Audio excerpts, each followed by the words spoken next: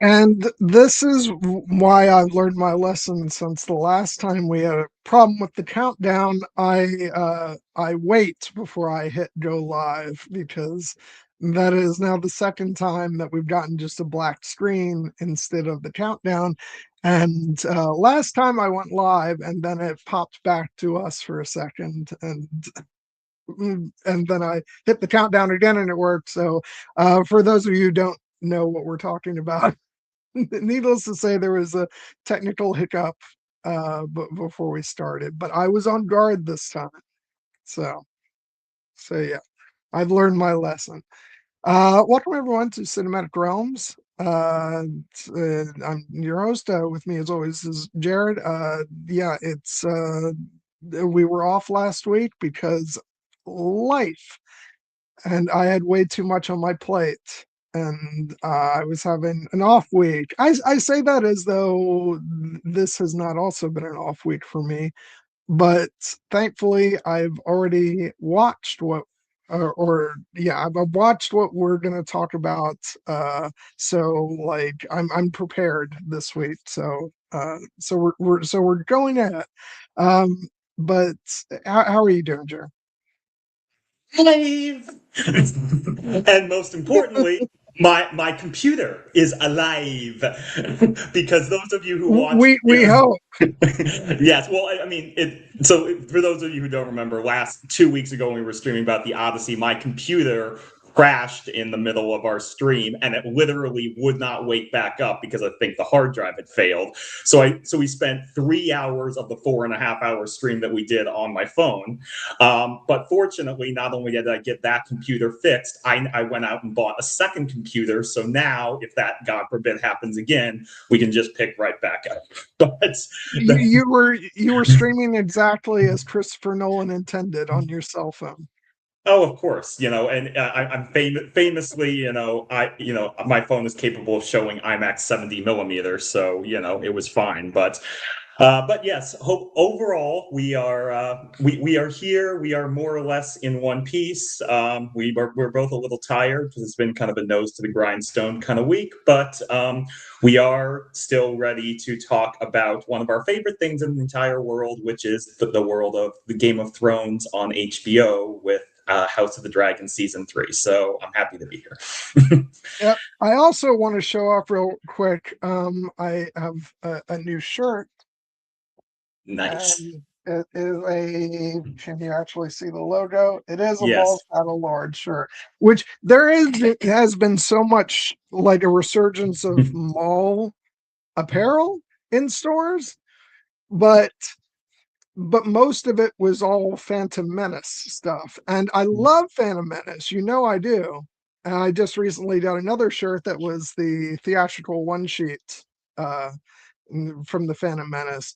But I was like, come on, like we can do better. It's all this stuff is coming out because of Mall Shadow Lord. I want to get an actual Mall Shadow Lord shirt. And thankfully, Hot Topic did have this one. So I got it and I'm very, very happy. And I wore it today because I kind of feel like Maul has Targaryen energy. Am I wrong? No, you're absolutely right. They say every time the Targaryen is born, the gods flip a coin, and I think that Maul has definitely seen his share of madness, both earned and not so much. So Yeah. he feels very appropriate for as a thematic parallel to our stream. And I just saw an interview with Matt Miknovitz today confirming that Maul Shadow Lord will indeed be returning in 2027. So I was happy about that. In addition to the other great Star Wars news that we got with the Ahsoka trailer, but yeah, if we spend too much time talking about Star Wars, that's all we'll do. So we should probably get to Game of Thrones and but I'm happy that you have that shirt finally. Oh, hey, Yeah. Yeah. uh, good No, good good luck on. that is much better than what we're gonna be doing. Uh, I guess that depends on how it goes. Hopefully, it goes very Yeah. well. Best of luck, buddy. We'll look forward to seeing you join us next week, but I hope your day goes well. I'm not at all bitter. at all. Oh. Um, it's not like I have a very slow, uneventful love life, but no, we're very happy for you. So little disclaimer out of the way. I'm going through some personal stuff. A lot of kind of the journey that I've been on, and it's ever winding. And I just wanted to address this off the top because day to day I'm going down a new path, and I wanted to clarify something where I'm sitting on it for now, which may be a surprise to some of our friends if they're watching this, because I've been pretty resolute of late. But that's the way it is with me. One minute I'm completely convinced of the path that I'm on, and then other times I'm asking questions, and I'm unsure about what I'm doing.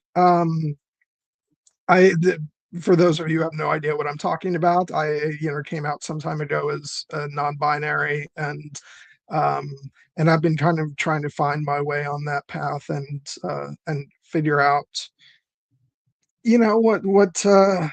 what that means to me, and who I am. And but I had a bit of an epiphany last night or yesterday, and like I said, I'm prone to be very reactive. So maybe next week you'll see me and I'll say, "Oh, that was all rubbish. Don't forget all that." I think I'm sitting in a place right now where I've decided that I don't need to be anything other than what I'm feeling in the moment. Um, and I'm and that's going to fluctuate. And actually, I'm doing myself a favor by not placing myself in a box, whether that's the box that I have found myself in throughout my life, or the box that I might put myself in trying to figure out who I am, and thereby uh, maybe adhering to what I think other people are going to expect from me because I'm trying to find myself. So all that's a long way of saying that you'll notice my name down here is twofold. One, it's a joke, which I thought was very funny, um, but also it's because today I feel like John, and I've kind of toyed with this in the past of like, and like I said, next week I may put Gwen back up here. But this week I felt like John, and rather than fight against that, I've decided that I'm just going to sort of go with the flow, and embrace who I feel like I am at any given moment, and stop stressing myself out over it. Because that's the opposite of what I'm trying to do. I'm trying to find out who I truly am, and that is not a solid foundation right now. It's an ever changing thing. Uh, and so um, I realize that like my choice for this day may come as a surprise. So like, given some of the stuff that I've been doing lately, which more of our friends know about in the Slack and stuff like that. Um, but I think I also am creating a danger for myself of pushing myself too hard, and that's a little bit of what I've been feeling lately. um, and I don't want to do that. I want to take the pressure off of myself so that when I do, you know, venture into sort of more uncharted territories, it's all about what I feel and my own personal freedom, and not like something that feels like I'm doing it because I need to prove something. And um, so yeah, that's so for today. I'm going to be John because that's what I feel like today. And yeah, like I said, that may change next week or in the future. And I may flop back and forth. And so I just wanted to address that since I had this name up here, which again is a very like I'm honestly, maybe I think too highly of myself, but I think this is an extremely clever joke. Um, and so yeah, I just wanted to address that because I'm feeling a lot of things, and I have enough things to be stressed out about, and I don't want my personal identity to be one of those things. I want it to be something that's fun and something that feels right rather than being something that's adding to my stress, which is not what it should be doing at all. So yeah, that's a little off topic thing that I just wanted to get out of the way. And yeah, now we can go on to fun. Yeah, no, I mean it's important for us to always feel comfortable with how we're feeling it with ourselves in a given moment, and that the world has a tendency to put people in boxes and then stick labels on those boxes, and people are fluid, and so I Yeah, don't think that you need to feel the pressure to conform to what anyone's expectations of your identity are. It's yours to determine. And so so for today, I will refer to you as John. Perhaps not Generis, although I will note that I do believe Generis is the shipping name for John and Danny. yeah, So I know that's the joke. I know. So perhaps in an alternate world that some may have wanted to see, where John and Danny had a kid, maybe their name would have been Generis. That seems like something Danny might have done. Yeah, and I'm not at all doing this because I want to set some people off. Like, Yeah. not at all. Yeah, so with that out of the way now, we can just have fun talking. Now, interestingly, we have not talked about this show before, except in like passing. I'm sure we mentioned it on our Game of Thrones 50th anniversary stream, and Mhm. probably when we talked about Night of the Seven Kingdoms too, but we've Mhm. never really gotten to dive into it. Um, so like I feel like the thing to do is actually to kind of start off with kind of a wider view on this show, and then we can dive into season 3 itself. But um like I know we've had these conversations, but but for the benefit of like the stream, um oh well, I just wanted to say hi to Hey, Peter real hey, quick. hey, Peter. Hi, Peter. Thank you for popping in. We appreciate it. Yeah. No, hop in more often. I know in this case, you're behind on the show, but we'd love to have you for other stuff. I know the time difference makes that difficult, but we always love it when you're here trolling us as you do. um, but no, like, what was your like early on when they first announced House of the Dragon, which kind of just got dropped out of nowhere once upon a time. What was your reaction? Because I remember losing my shit. Well, I obviously I love the show very much, and I was very excited for it because, of course, they announced the House of the Dragon spinoff around the time that the original series Game of Thrones was ending, and of course, this was take two on a Game of Thrones spinoff show because, of course, the famous Blood Moon pilot ultimately was scrapped and did not go to series. Yeah, But I definitely, it always felt like if they were ever going to do a prequel series, this was the time period to cover the famous Dance of Dragons, because of course one of the big appeals of the show is that is the dragons themselves, and the idea that you would be in this time when not only were there were like 20 living dragons, but they were at war with each other. That seemed like rich material for a show. So I was very excited for it, and I really loved the first season, in particular because of the way it was structured with the kind of slow build up to the conflict. I absolutely loved the young cast that they introduced with Millie Alcock as Rhaenyra and Emily Carey as Alison Hightower. And I was sad to see them, leave the show at halfway through the first season. But then, of course, we got the incredible Emma Darcy and Olivia Cook instead. And then the rest of the cast was just all top notch. And we had Ramin Djawadi back from the original show, and we had Mikhail Sapochnik back from the original show, at least for the first season, along with the showrunner Ryan Condal. And so it just kind of felt like we're back, baby. And of course, there was some baggage to work through because people had their feelings about the end of Game of Thrones.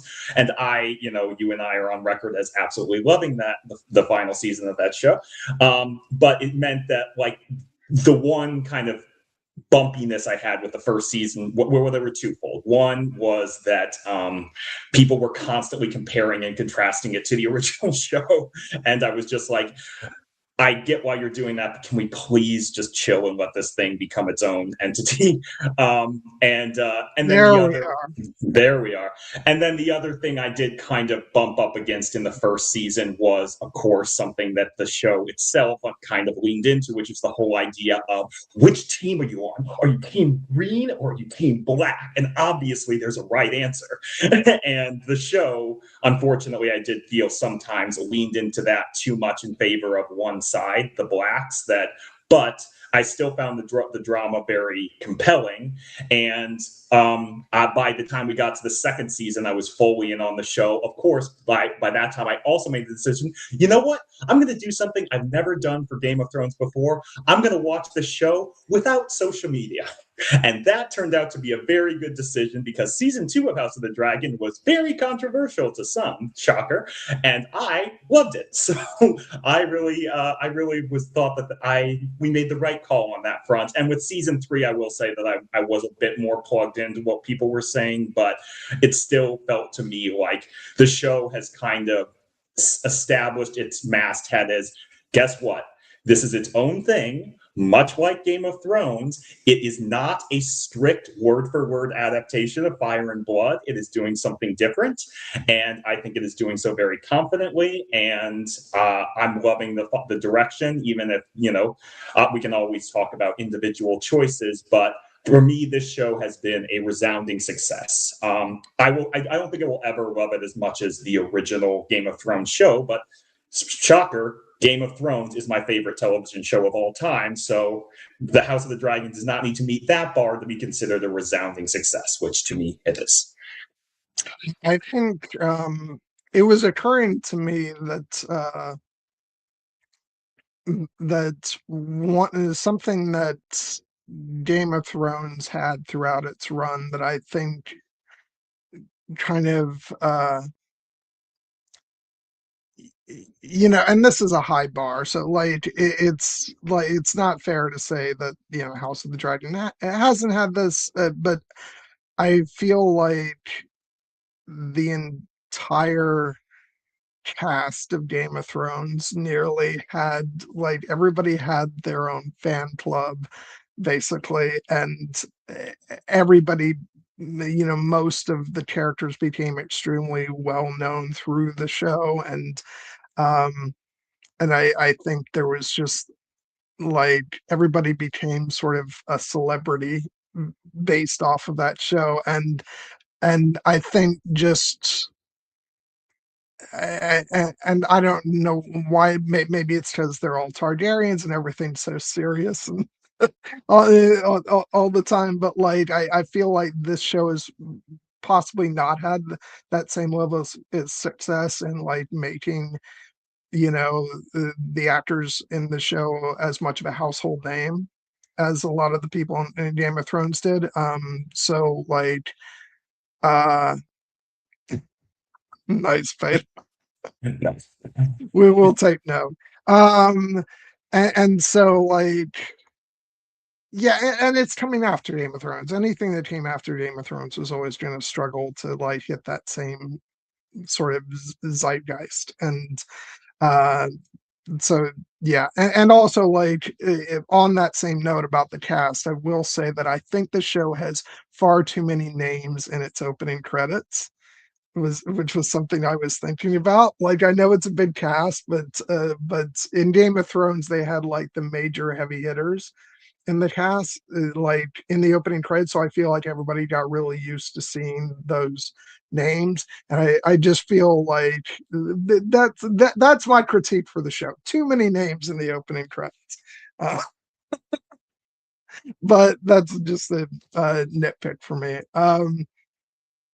No, like this show I have loved since its first season. Like I think the like if there's a flaw in the opening half of season one, it's that we get so attached to Millie Alcock and Emily Carey that we then lose them halfway through the season. That we had to get used to whole new actors, and certainly, like the show has not suffered for that because we who filled the shoes um with both Emma Darcy and Olivia Cook. It's like they've done tremendous work. But like I do know that that was a thing for some people with not only them, but like the actors playing, the other younger Targaryens who have grown throughout the show, like sort of getting used to who was playing what characters. And I think the thing about season one is it really is kind of a prologue to the actual show of House of the Dragon. And I think some people may have struggled with that. I enjoyed it. I thought it worked quite well, but I have understood where that was a bit of a is something that people had to get used to. Um, but all that is to say though that I loved the first season, and I had I immediately was like back in the zone with Game of Thrones, and then like season two came around, and I was not watching the discourse uh because I don't do that anymore if it can be helped, as I've said many times. But I think you and I landed in pretty much the same place, which was that season two was for us like one of our favorite Game of Thrones seasons. Mhm. Um, and and even like I was not as sort of bugged by the ending of season two as a lot of people were, because to be completely honest, I had forgotten what was coming up because um, it's been a while since I read the story. Like I don't think I've ever actually, because I my reading list is you know is ridiculously long, and I have so many to be read books. I have not actually gotten to reading Fire and Blood. Sacrilege, I know. So my recollection of the story was based off of what's it called, The Princess and the Queen, I believe. um and it's been many years since I read that. So like so I remembered broadly what happened in the story, um but not specifics. So when I was watching season two, and like I understood that there was like a big battle on the horizon that we didn't get to. um but I thought that emotionally the season reached a very compelling end, and I love that. I felt like season two was all about the relationship uh, of Rhaenyra and Alicent, and for me, they nailed that sort of emotional crescendo at the end of the season. So I was like, no, you know what? I loved season two. Thought it was great. I love that we got longer episodes. Felt like there was a lot of meat to the season, and yeah, and so yeah, I'm just for me, it was never hard to accept the show very much on its own terms, because, like I said, it's been a while since I've actually read the story via George R. R. Martin, and I will get around to sitting down with Fire and Blood at some point. Um, but yeah, so that's when we come into season 3, which, as is, par for the course with the show, we had to wait a couple of years to get following season 2. We did have a reprieve in the form of A Night of the Seven Kingdoms, which I'm very grateful for. But we finally got this back, and whoo boy, did I learned quickly why people were frustrated with with the where season 2 ended, because holy shit, some stuff happens Yeah. in the beginning of this season, and uh I'm gonna say I think it made for a phenomenal opening to this season, because it hits the ground running, uh and I think sets up, like, it plays against, I feel like if it had been the end of season 2, I think they still would have gotten to convey the messiness of everything that happens, but Mhm. I think just by virtue of the fact that it would have ended a season, it would have felt more triumphant than how we get it here. Because when things happen at the very end of the season, it allows you that moment to, raise up your fists and go, huzzah! And, but the way it's formatted here, no, like, we're 2 episodes into the season, and there's some like dark shit that transpires, and I just think it made the whole season have this very uneasy feeling about it that made it very stressful to watch, and I mean that in a good way. But I think that as much as like this season gave us a lot of fist pumping moments, it also gave us a lot of dread and anxiety, and yeah, it's like the whole story is just one big fucking tragedy, Jared. And but I loved the season, but also I was like, I was very sad through the whole thing. And and I like, and I was aware that there were like, even though I didn't engage that much with the discourse, I know that there were moments where people were like cheering certain things, and I'm like, why are you cheering? It's just so sad. Um, this whole thing is a tragedy. But I get it, and also like the show's incredibly engaging. And like I said, I loved it, but also like, I at the same time you can see why. Uh, I think one of the great virtues of the original series was that you had characters like Tyrion providing a lot of good humor throughout all the tragedy, because when you don't have as much of that, it's brutal.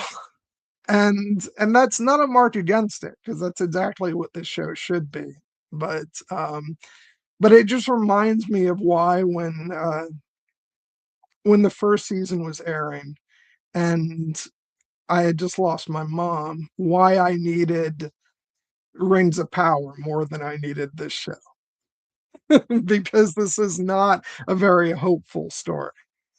Um, but I loved it. So yeah, that's my big picture thought. Yeah, it is a dark show for sure, and yes, we don't have as many of those like purely comedic relief characters. I'm sure that's why some people missed Mushroom. I personally think it was the right choice not to have that character in the show. But what I will say about regarding the end of season 2 and the beginning of season 3 is while I do love the end of season 2 and kind of the beautiful contemplative quiet way it ends with the kind of the meeting between Alicent and Rhaenyra and kind of the uneasy promise of could there be peace, could there ever have been peace between these two factions and these two women who meant so much to one another and still do. But I absolutely understood the frustrations that people have with it. And for me, my frustration with it was not in the fact that, oh, we didn't get the big battle. It was the behind the scenes reality of why we didn't get the big battle, which was the fact that season 2 of House of the Dragon originally had a 10-episode order, and then when they were in the middle of production, someone from on high, someone whose name rhymes with David Zaslav, who is not a good executive, David Zaslav, swooped in and basically demanded that they cut 2 episodes from the order. And so to take it from 10 episodes to 8 to save money. And so fortunately, what the showrunners had to do under those incredibly difficult circumstances is, rather than completely restructure their entire season to get the battle in at the end, they decided, you know what, we're going to stick with more or less our original plan. We'll pick an ending point, and then we'll just open up the next season with the big battle. And I never like it when behind the scenes production realities from craven executives make decisions like that. So that was my frustration with it. But in turn, it meant that we got to start season 3 off with an absolute bang.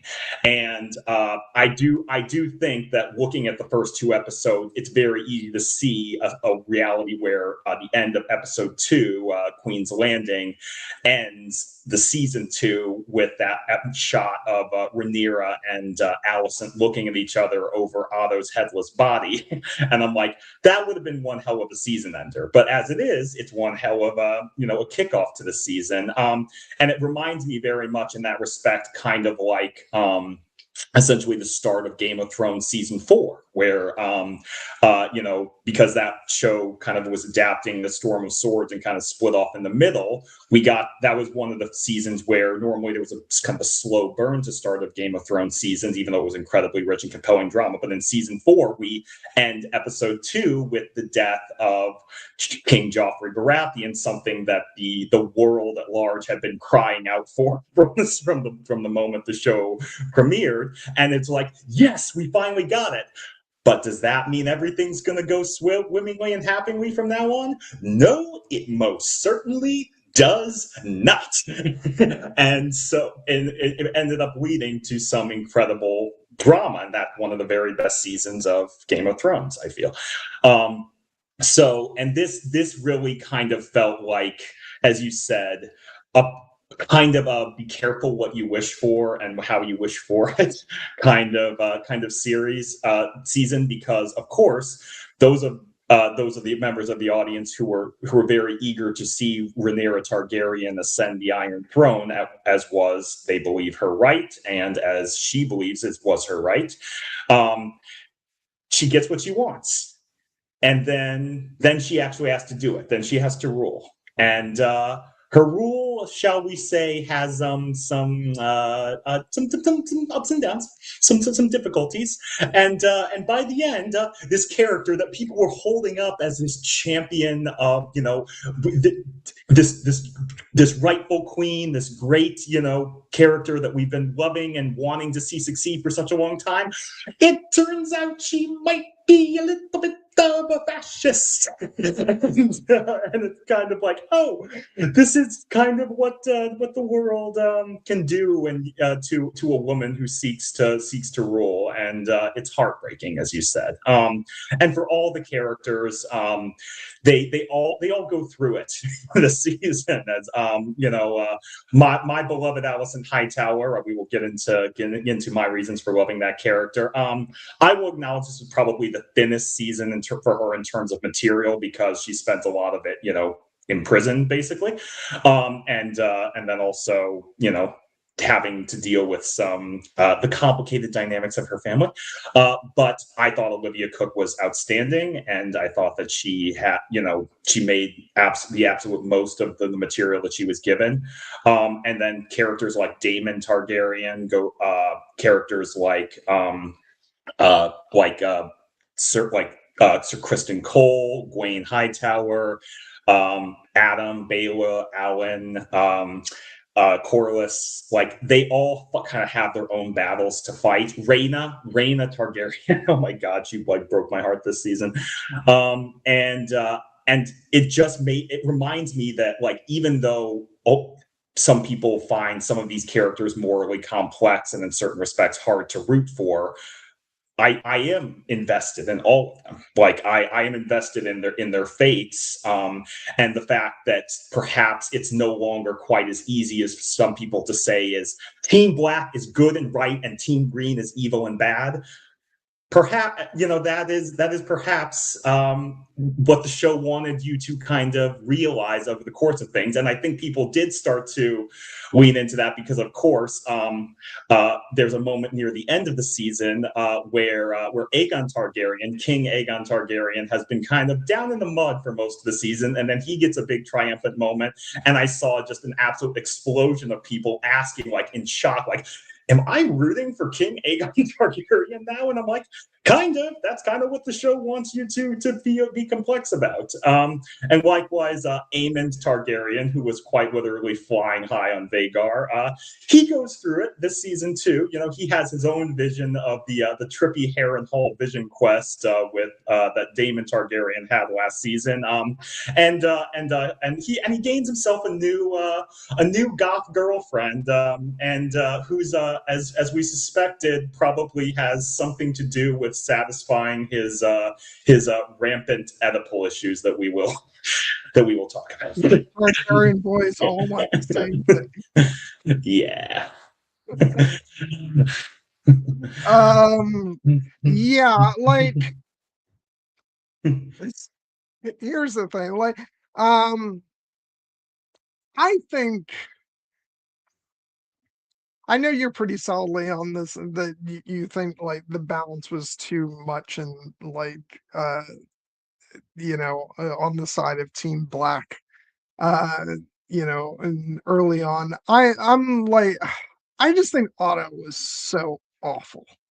But like, he did a lot of the damage himself, because the fact of the matter is we had Alicent, throughout season one, and in spite of very questionable moves that she makes, especially throughout the latter half of the season, I think she was a very sympathetic character through season one, and honestly throughout the show. And so like I don't know. I think that this all comes down to um, Otto Hightower fucking everything up, and setting his family against um against the other half of the Targaryen family. I think it's sort of inevitable that as we see these characters struggle throughout the rest of the series, and particularly in this season, that we start to feel that we start to get more of a clearer picture of what everybody's going through. Um and I want to be clear about something, because I know I did message you, and like I was high on the Aegon moment, like a lot of people were. But here's the thing: take a step back for a moment and you think about what he actually did in that moment, which, yes, it's a personal victory for him. Um, but he roasted, you know, a whole bunch of soldiers alive. Um, that's not exactly a hero moment. um and this is the thing, this is the trap that I've seen people fall into, is that it's not a story of heroes and villains. Yeah. um Pretty much all these people are extraordinarily fucked up,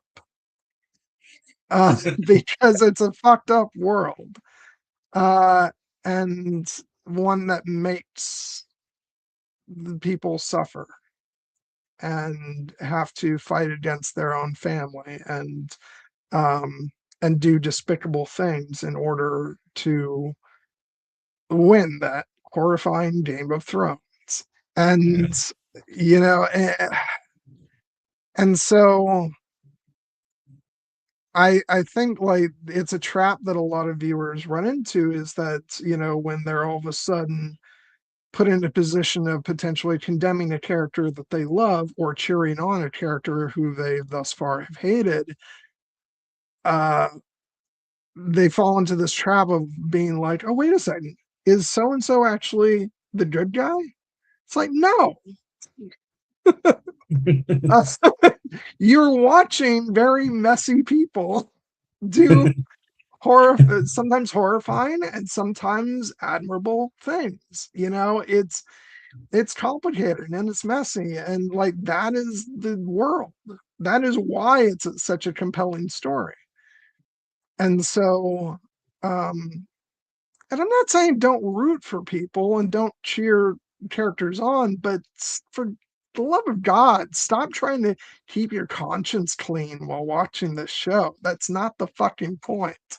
And this is something that has bothered me going back to Game of Thrones, and it's um, like that you shouldn't care about characters who do evil things, or that if they do evil things, it's a betrayal of your love for them. It's like, this is the story. This is the world that George R. R. Martin created. Um, you want, black and white, good and evil. It's time to pick another show. And so, yeah, I I love a lot of characters on the show. Um, but but they all have their faults. And quite honestly, like the person who came closest, honestly, this season to like having a conscience who I could root for was Dwayne Hightower. Yeah. So so yeah, chew on that. Which is not something that I would have pictured when he first popped up. What was it, last season? Yeah. And yeah, so it's really funny the way things work out sometimes. But that is what's so amazing about this show, is that you can flip back and forth on like how you're feeling about somebody moment to moment, like and there's a thrill of getting to cheer for somebody who is actually an awful person. you know and then feeling that sick, that sick feeling in the pit of your stomach when someone that you love does something horrific. I felt that so constantly as I watched, Rhaenyra this season, because the fact of the matter is that we hope, like, that's the difference with Aegon, is like Aegon's a shit. We expect the worst from him, whereas we hope for the best from Rhaenyra. And so that's why it's so hard to watch her do certain things.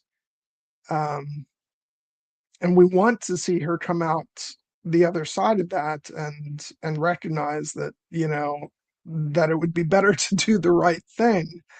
Um, or I don't know, maybe you're the type of viewer who actually wants her to go as bad as possible.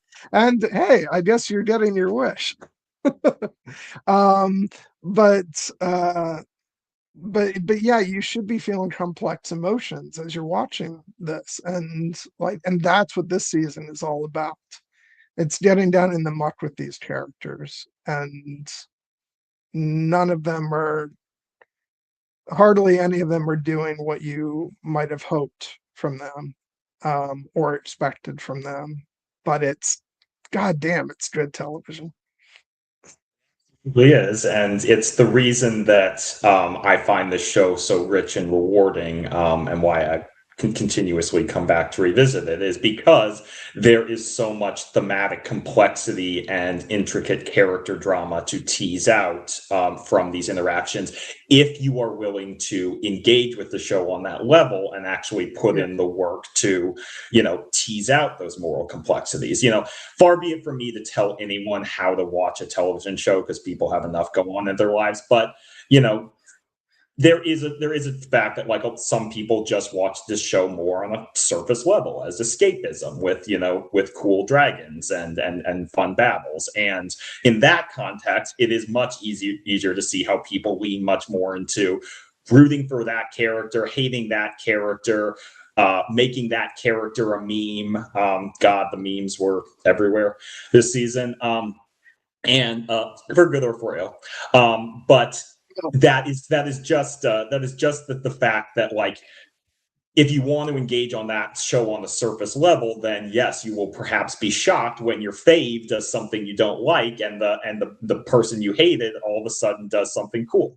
I think the reason people were surprised to find how much they were rooting for Aegon in the triumphant moment when Sunfire returns to him is because Aegon, after being king and kind of sitting in a position of power for most of season 2 and before he was brought low by his brother Aemond, he spends basically all of season 3 literally getting dragged through the mud and getting abused and getting ignored and getting condemned, and so it is a natural human instinct sometimes, even when we see somebody being kicked in the dirt, quite literally, to feel kind of an exhilaration for them when they finally rise up and they give it back to the world and ascend. And so, yes, I felt that thrill in that moment. And does it mean that Aegon is suddenly a good person? Hell no. Because, we see in the finale that the moment he gets his power back, he's basically like, all right, now, you know what I'm going to do? I'm going to use this power and I'm going to go kill all the people who wronged me. So, which is, frankly, a lot what most of the characters in this world would do. And we knew, for instance, like you said, that Aegon had this, darker side to him, and Aemond. And I think where my frustration with the show in its early seasons came into it was the idea that I get why people are more naturally inclined to see Rhaenyra as the protagonist and Team Black as the good side and Team Green as the evil side, because ultimately this show, as you said, starts really with the machinations of Otto Hightower and the fact that Viserys named Rhaenyra his heir, and then Otto conspired basically to put his grandson, a man, on the throne over Rhaenyra, primarily because she was a woman and someone who he felt was not suited to rule. He thought his family was.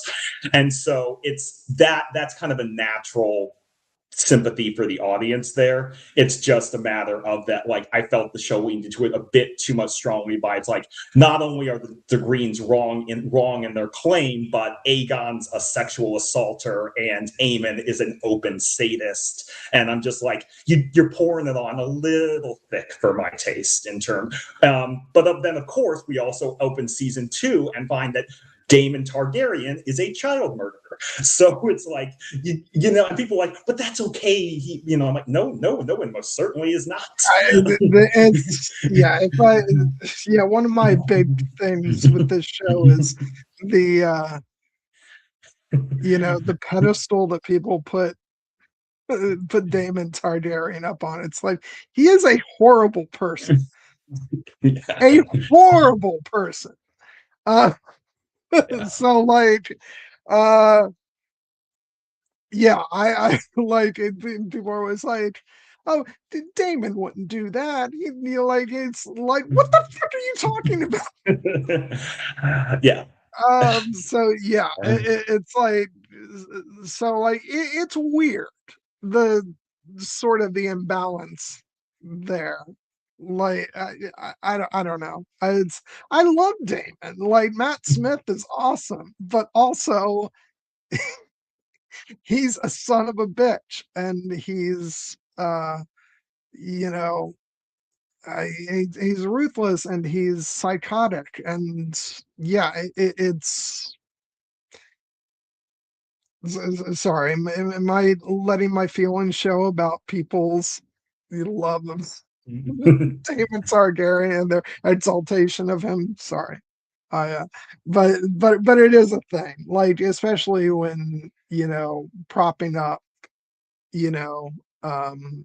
Team Black. I hate the whole team thing, because and then I think I saw something where see, Viserys just should have made Daemon king and everything would have been fine. It's are you fucking crazy? He proved in the finale of this season that he cannot be trusted with grown-up decisions. Uh,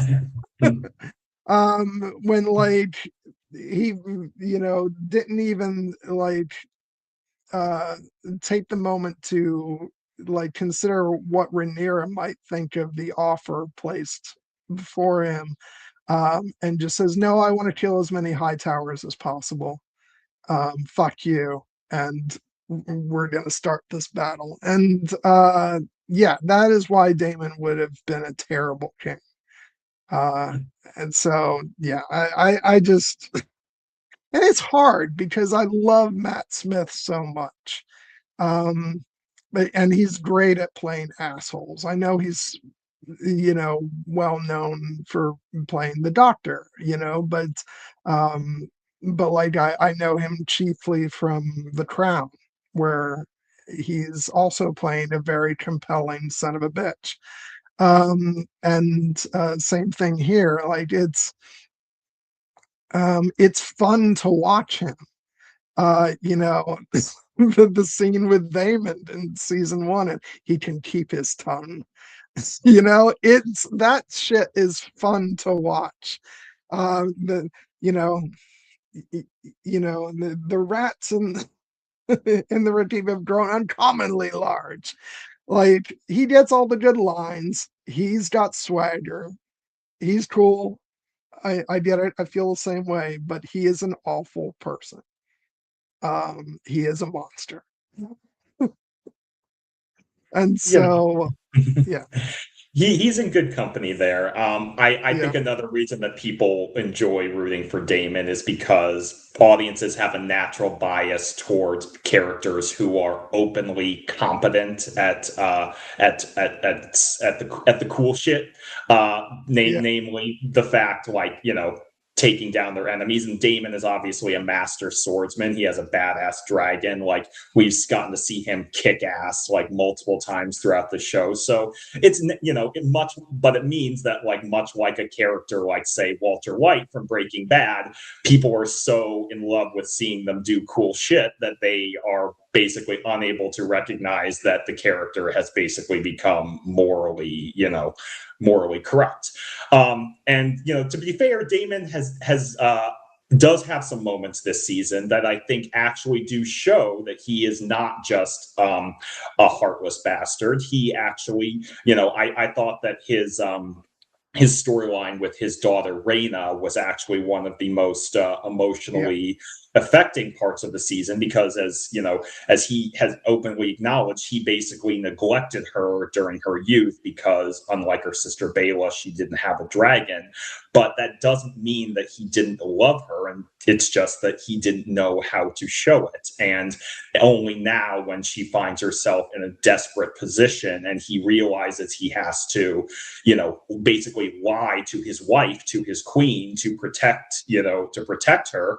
And he does. He chooses his daughter in that moment, which is a sign that the character's moral compass is not entirely broken. It's just that he, like all the characters in this world, is deeply flawed and has a deeply ingrained set of biases, and as they can blind him at times. You mentioned the fact that he is given an offer of peace, basically extended by Corlys and Gwaine at Darren's behest, and he basically laughs it off because the truth is he does just want to kill a bunch of high towers.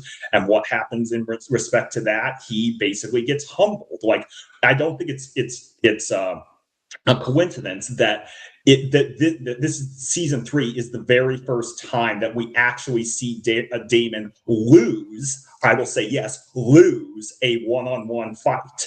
John Roxton, our boy Brasso, kicks his fucking ass in that scene and yeah, would have killed him if not for the intervention of Sir Ulf the White and his many travails. Yeah, and like when we see the end Damon at the end of this season, when Corlys is dragging him out of the city and he's basically wide-eyed and shocked, it is a moment for him that he realizes he lost here. I mean, there are no winners at Tumbleton, really, but like Daemon Targaryen lost. And will that ultimately lead him to a path of self-reflection and self-betterment?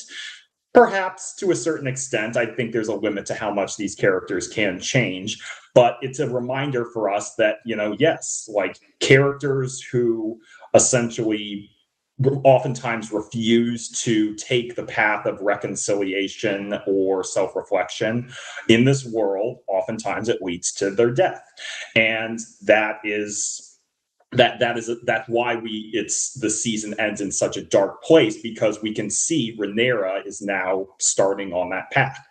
And we can see that even characters who I think are considered morally upstanding, like they get challenged this season.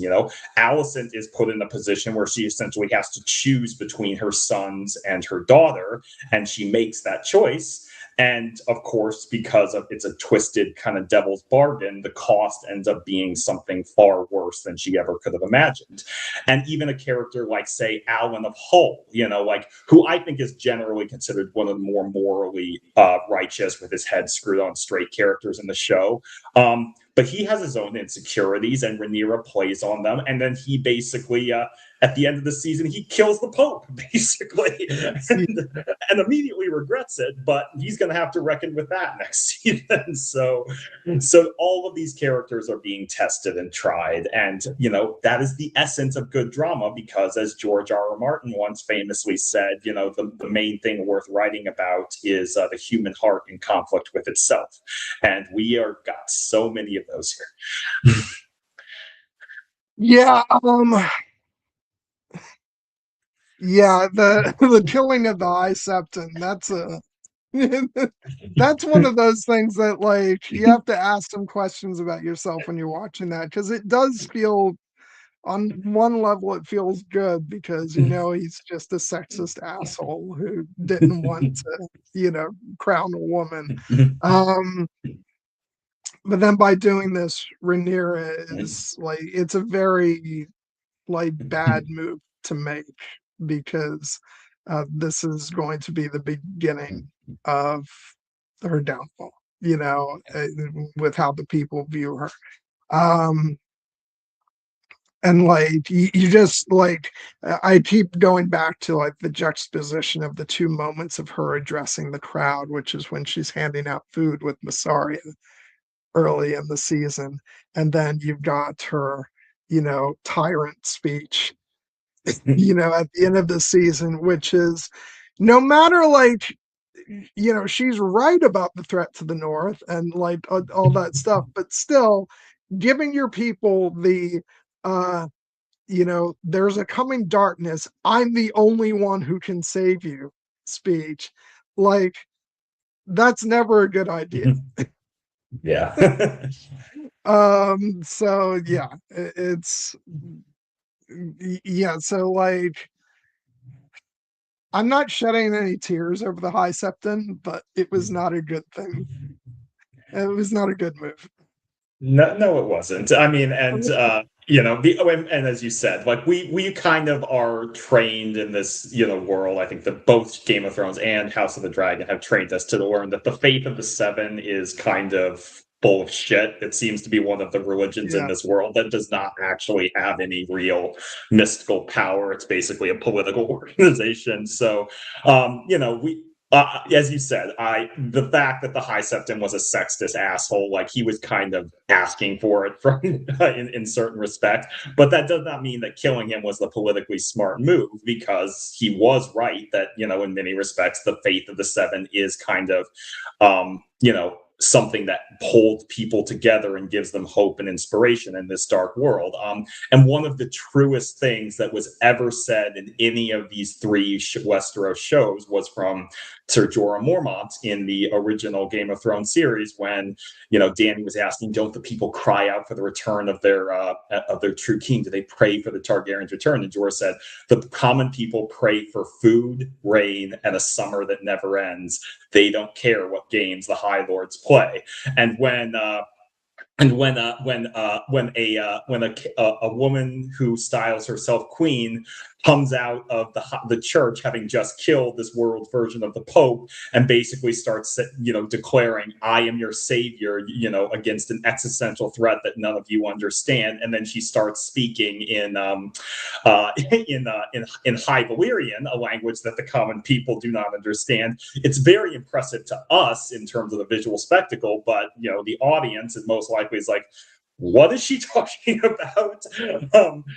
One of my favorite moments in that scene is the moment when Grandmaster Orwyle and Sir Torrin Manderley are kind of giving each other the side during these games, like, what's happening here? Like, we know about all the stuff she's talking about, but everybody else is like, what the fuck? Yeah. So yeah, even little Joffrey, even her son Joffrey is kind of looking up at her like, "Oh no, mommy Ray Ray be cray cray."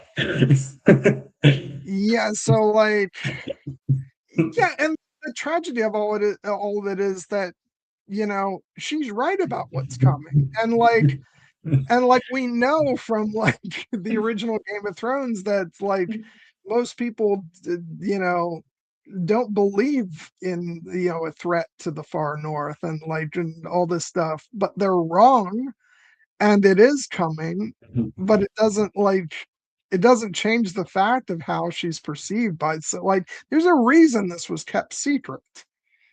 Yeah. And it's because until the threat has arrived, nobody's going to believe it. And so, um, yeah, it, it's frustrating because you're under in another there's a circumstance where Rhaenyra is saying all this and we are cheering her on, but that's not this. And it's to solidify her power, and yeah, and it's not good. And as you said, the fact that she's morally correct about the fact that there is a greater threat to the realm, and there is this existential threat that the realm will need to unite against many, as we know, 100 200 years down the line.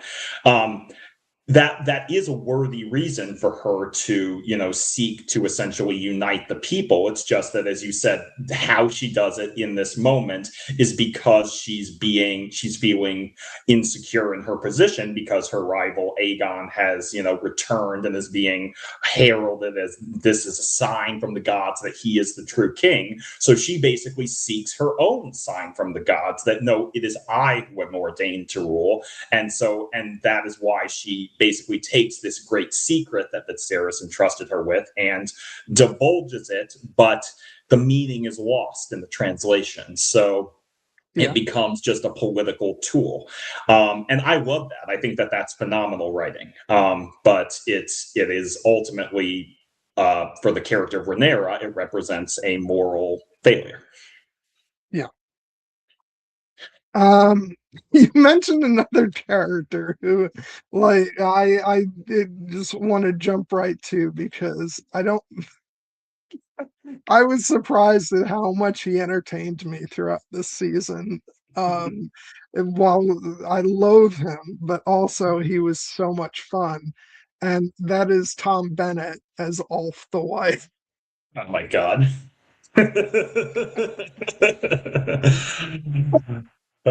I just it might be funny to jump straight to him, but you mentioned him, so I just wanted to touch on him. Uh, like he really is the guy who's like, fuck y'all. I just wanted to hang out with my friends. Yeah. Yeah. And I'm gonna burn the whole world down because you wouldn't let me. He, Like he just wanted to have a beer with the lads. yeah. Yeah, you're just waiting for this guy to turn traitor the moment he popped up on screen last season. He's immediately you look at him, you're like, that fucking guy. Yeah. And like it was a bad idea to give him a dragon. Yeah. Yeah. And but also there's something that is incredibly like we can identify with Ulf a bit more than perhaps we're comfortable with, because he's like, so they're gonna like give me a castle, right? It's like, no, they're not. Okay. Well, I'm gonna settle for just hanging out with my mates and bragging about the fact that I have a dragon. No, I can't do. No, I'm supposed to stay confined until there's something you all want me to do.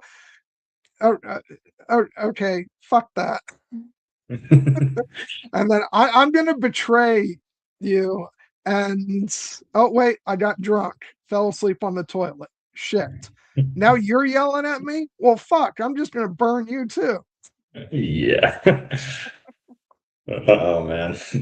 Yeah, it Ulf, like, I say this kind of flippantly, but it's true. Like Ulf is basically like the white trash target in this show. And he is the fact that yeah, we could see from the moment like he was introduced, that he was a drunkard and kind of a layabout, and the fact that he winds up with the dragon, it really kind of leads me to question dear Silverwing's judgment, because she chooses him and she's like, that's the Yeah, one for me, and I'm like, you're like, oh girl, there could have been somebody else for you.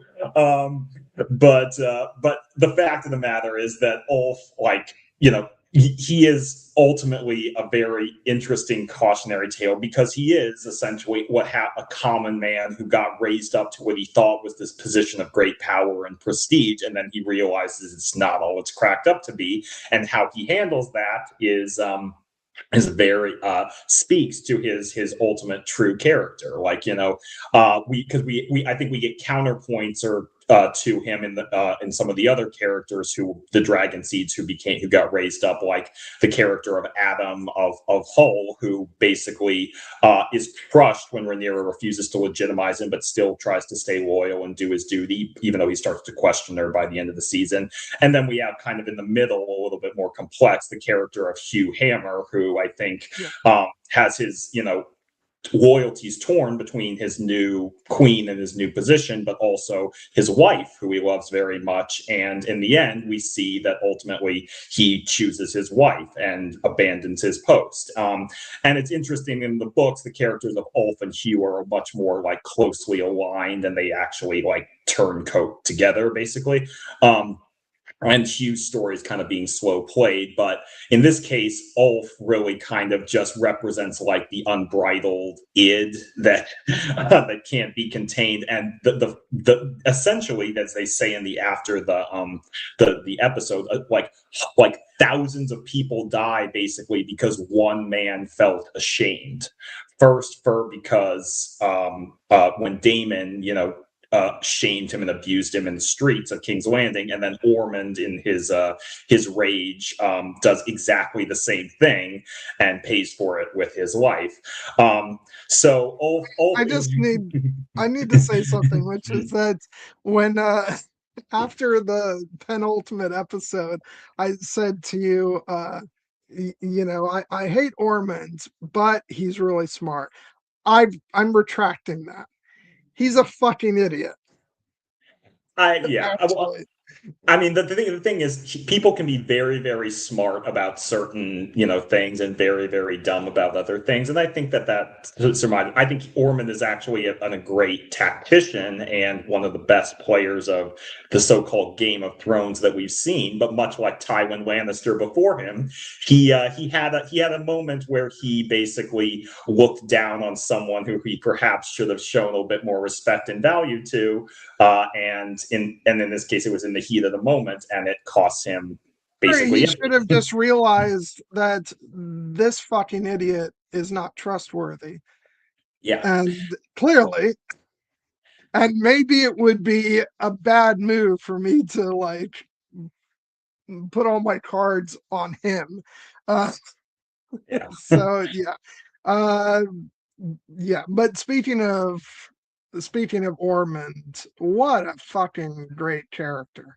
Yes. James Norton did a fantastic job. I loathed him every second he was on screen, but what a great performance. Um, yeah, I thought they just did a great job here, and he did a great job playing the character. Um, a really good villain, especially to come in for one season and basically own the screen. And but I was so happy when he got burned to a crisp and also stabbed in the balls. I thought it was the bomb, but regardless, it was somewhere you do not want to be Well, stabbed. it was the nether regions. It was somewhere down Yes, exactly. But we'll get to Roddy to ruin you. But Ormond, yeah, Ormond Hightower was a highlight of season three. And I thought James Norton gave a phenomenal performance, and he really was a very compelling and worthy, antagonist for Rhaenyra throughout the season, even though the two characters never shared the screen together. Um, there. which is can be difficult to do, but they pulled it off because Ormond really had kind of a mission and a philosophy that he laid out in kind of several stages, and then we got to see what his plan, the fact that he not only successfully tricks Daemon with the false Darren ruse, but then he's the one behind essentially the chaos in King's Landing. As he says, little by little, bite by bite, we are exposing her weakness and her unfitness to rule. And his plan is working. He is ultimately, though, and like I find him fascinating, not only because of his essentially his moral supposed moral righteousness, which is he basically, as a devout follower of the Seven, here they raise their head again, basically sees the Targaryens as heathens, incestuous aliens, as Sir Raymond Bossaway might call them. And he wants them gone, but he has one who is his blood, who he has under his control, in Darren Targaryen, and so he is basically going to mold him and use him and manipulate him to get what he wants. And that makes him very much like a Tywin Lannister or a Roose Bolton, and every bit is compelling, but that also means he's a deeply flawed character. We got a lot of laughs out of the constant refrain that Ormond has a strong sensitivity to smells, and so of course they keep subjecting him to that, and James Norton gets to play it very funnily. But what that does is it really kind of plays him into the archetype of, well, actually one of my favorite villain archetypes in fiction, which is the gentleman monster, the villain who essentially is there cloaks himself in the trappings of righteousness and finery and good manners but is ultimately ruthless and rotten at the core, and they will absolutely kill you, but they won't dare do it by spilling a drop of blood on the floor, because that uncivilized. And so I think that this Ormond They really will not do. yes. Um, yeah, Well, and it really, yeah. Go ahead. I was just going to say it was, and also interesting that you bring up his plot in King's Landing with uh, the murder of the gold floats, which also feeds into Damon's arc throughout the season of, which leads him all the way up to that moment at Tumbleton where he says, "No, I'm just going to kill everybody." Which is, would he have possibly considered for a moment if, uh, if his friends hadn't been getting hacked away, all season with him powerless to stop it? Uh, I don't know. It's still Damon at the end of the day, but it certainly contributed. And so I just thought that was brilliantly done to get Damon to that point where under no circumstances is he going to entertain even the slightest talk of a truce. He came there to kill them. So yeah, it's so I thought that was really well done. And um And again, like as a way to kind of segue also into Dwayne, like I just thought like it was a really interesting dynamic having Ormond and Dwayne almost as like as the two father figures, to oh what's the kid's Darren to Darren Targaryen and just Ormond as the sort of the abusive father figure and but Gawain's also like ultimately Darren has to try and help himself because Gawain's not really stepping up to you know to help him in the way that he wants but I thought that but Gawain still loves him very much. I thought that was a fascinating relationship with the three of them and with the fact that uh Gawain knows exactly how much of a loose cannon his brother is. And I just like the whole season it had like this energy of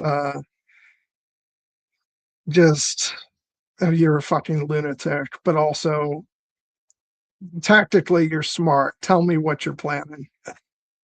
And getting frustrated at not being let in on the plan. And so I that was actually sort of one of my favorite dynamics in the season. And like I said before, Gawain just ended up being one of my favorite characters of the season because he really is just the guy like all these people I'm around are crazy. Can we please have some common fucking sense? Hey, so some of my favorite moments of black comedy earlier in the season were, and last season as well, was where when Sir Gawain had to basically deal with a nihilist Kristen Cole, Yeah. and basically anytime Gawain comes to him with like a moral quandary of some kind, Kristen is basically like, "It matters not, for the dragon shall come and roast our bones, and we shall be ashes, and all will be beasts before the end." And Wayne's like, "Dude, I just wanted to let you know that your soldiers are doing some not so cool stuff. Can we maybe stop them, please?" Which makes it all the more fascinating that it does seem that Gawain, has real affection for Cole. I know some people have even read in like kind of perhaps there's like a little bit of an unrequited romantic interest there. That was kind of a question for me because Ormond like mocks Gawain's sexuality, but I can't tell if he was just basically doing it because he thinks Gawain is like unmanly or something. But yeah, but That doesn't automatically mean that you're attracted to every single man that crosses your path either. no, Um, and like Cole was like, I think Gawain was, and he was right, was like questioning Cole's sanity. And I think he was more concerned about him getting all of the men killed. Yeah. Although he did make that nice offer for them to basically run off to Old Town together. So that, That's true. like I said, I don't really think it matters. I really did think that Ormond's jape was just kind of basically like him saying that Gawain basically is too like morally weak to do what needs to be done. And he did it by mocking him in that way. But then, of course, Gawain proves his worth by spoiling the assassination attempt on Ormond and throws that back in his face. And Ormond's like, "Okay, I'll extend some respect your way." I But do what, like it, the deciding factor is he wasn't near, the real guy is far more comely. yeah, like I said, I couldn't tell if he was basically just leaning into that, basically to tell Ormond like, "You asshole," like don't. But we'll see. Ultimately, I think that the relationship that Gawain has with Darren, his nephew, but as you said, he is very much a father figure, is one of the more pure ones in the show, and actually Yeah. one of my favorite scenes from season 2 was that scene when Gawain was getting ready to leave with Kristen Cole to go to the Riverlands, and Alicent asked him about her son, because she's barely met him. She sent him away, as she said, basically because she made this choice that she wanted her son to be a Hightower, but I do not know what fate that may have consigned him. And as we see, she removed him from the cauldron that was King's Landing, that in many respects ruined her sons Aegon and Aemond, and she unfortunately sent him into one that was every bit as dangerous under Ormond's control. But Darren does not seem to have been broken yet. And that scene when Gwaine is basically telling Alicent that, no, your son is good, your son is kind, your son is brave. And just you could see how much that means to Alicent in that moment. And then when we meet Darren and we see him with Gwaine, we see, he was right, and I think part of the reason for that is Gwaine's influence on him. And that's, that scene, the people rightly point out that scene when Darren is bravely trying to, go into battle on Tessarion, basically, because all these people are dying for me and I can help them. And Gwaine is basically pleading with him not to get himself killed. And he's just saying, my boy, please don't do this. And it's like, you can tell he loves Darren like a son. And and that's why, and when, at the end of, after Tumbleton is burned and Gwaine wakes up, what's the first thing he's doing? He's screaming for Darren, where is he? And we don't see Darren, his fate is left ambiguous at the end of this season. I personally think he's probably alive, because I don't think they would have a character like that die off screen, but who knows? We might go into season 4 and he's gone. But regardless, I think that, as you said, the character of Gwaine is kind of one of the few kind of moral centerpieces of the show, and it's mostly just because he values things other than power. He values family. He values life. He values peace. And that makes him an outlier. And what's really interesting about Gwaine is that I do know for a fact that this character arc is basically completely show original, because in the original Fire and Blood novel, Gwaine Hightower, I think, is the commander of the City Watch when Rhaenyra comes to claim King's Landing, and basically the men of the City Watch betray him and kill him. And so that's the end of his story. So they've done something completely different with the character, and I think much better overall. Yeah, I'd in fact use that to refute all the people complaining about book changes. I'm like, if you look at this instance, I'd much rather get this story with that character, because I think it's absolutely fascinating. It doesn't give me too much hope for how long he might last beyond this season, but at least he ended the season alive. So. And since we're shouting out Gwaine Hightower, we should mention the actor Freddie Fox, who I think did a great job. I know had a fun. He was also in The Sandman, where he had a fun connection with Jack Gleason's character. And talk about two characters who, in their Game of Thrones world, would not have gotten along, but in that show they do. Yeah. Oh god. Yeah. And since you mentioned him, let's pour one out or not for Sir Kristen Cole, who, like, this may be one of my only serious gripes of the season, which is that I was not crazy about the way he went out. I Because it just happened so quickly, and maybe for some people that's fitting for the character, because I know a lot of people probably feel like he doesn't deserve a big dramatic death scene or anything, but we've spent so much time with the character and he was so central to the show that I admit I was a bit caught off guard by the way that he went out, and I would have liked a little bit more, but it's sometimes that happens. I think that they were probably going for the shock factor, but unfortunately, I watched that episode a little bit late, so I had gotten wind of the fact that this was the episode that he was going to die in, and so it wasn't much of a shock for me. I just would have liked a bit more of a build up to it.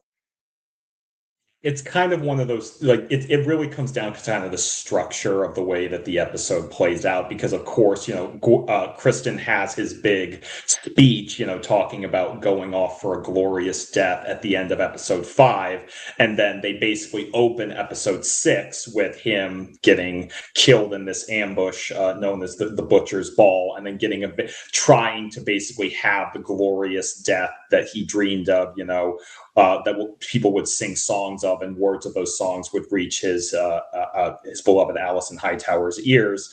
And then he gets shot in the face by Allie Blackwood, and his army is basically beaten by an army led by a child and an old man, and he dies in the mud basically for almost nothing.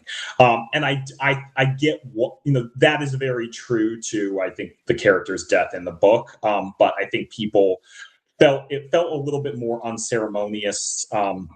Because obviously Kristen Cole is a character who is massively consequential. He was a Lord Commander of the Kingsguard. He was the hand of the king. He has been an instrumental character since the beginning of this show.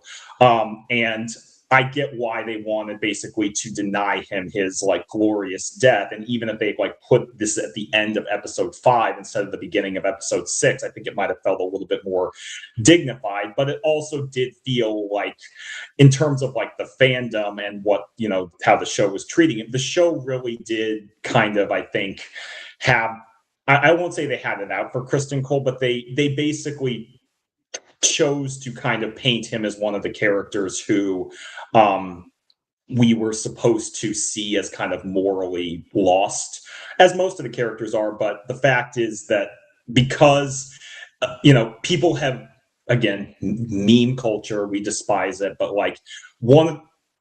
people were champing at the bit for Kristen Cole to die for 3 seasons, and the big reason for it is basically goes all the way back to season 1, when he has this moment with Rhaenyra where she basically seduces him, and then he breaks his vows for her, and then he tries to convince her to run away with him, and she rejects that.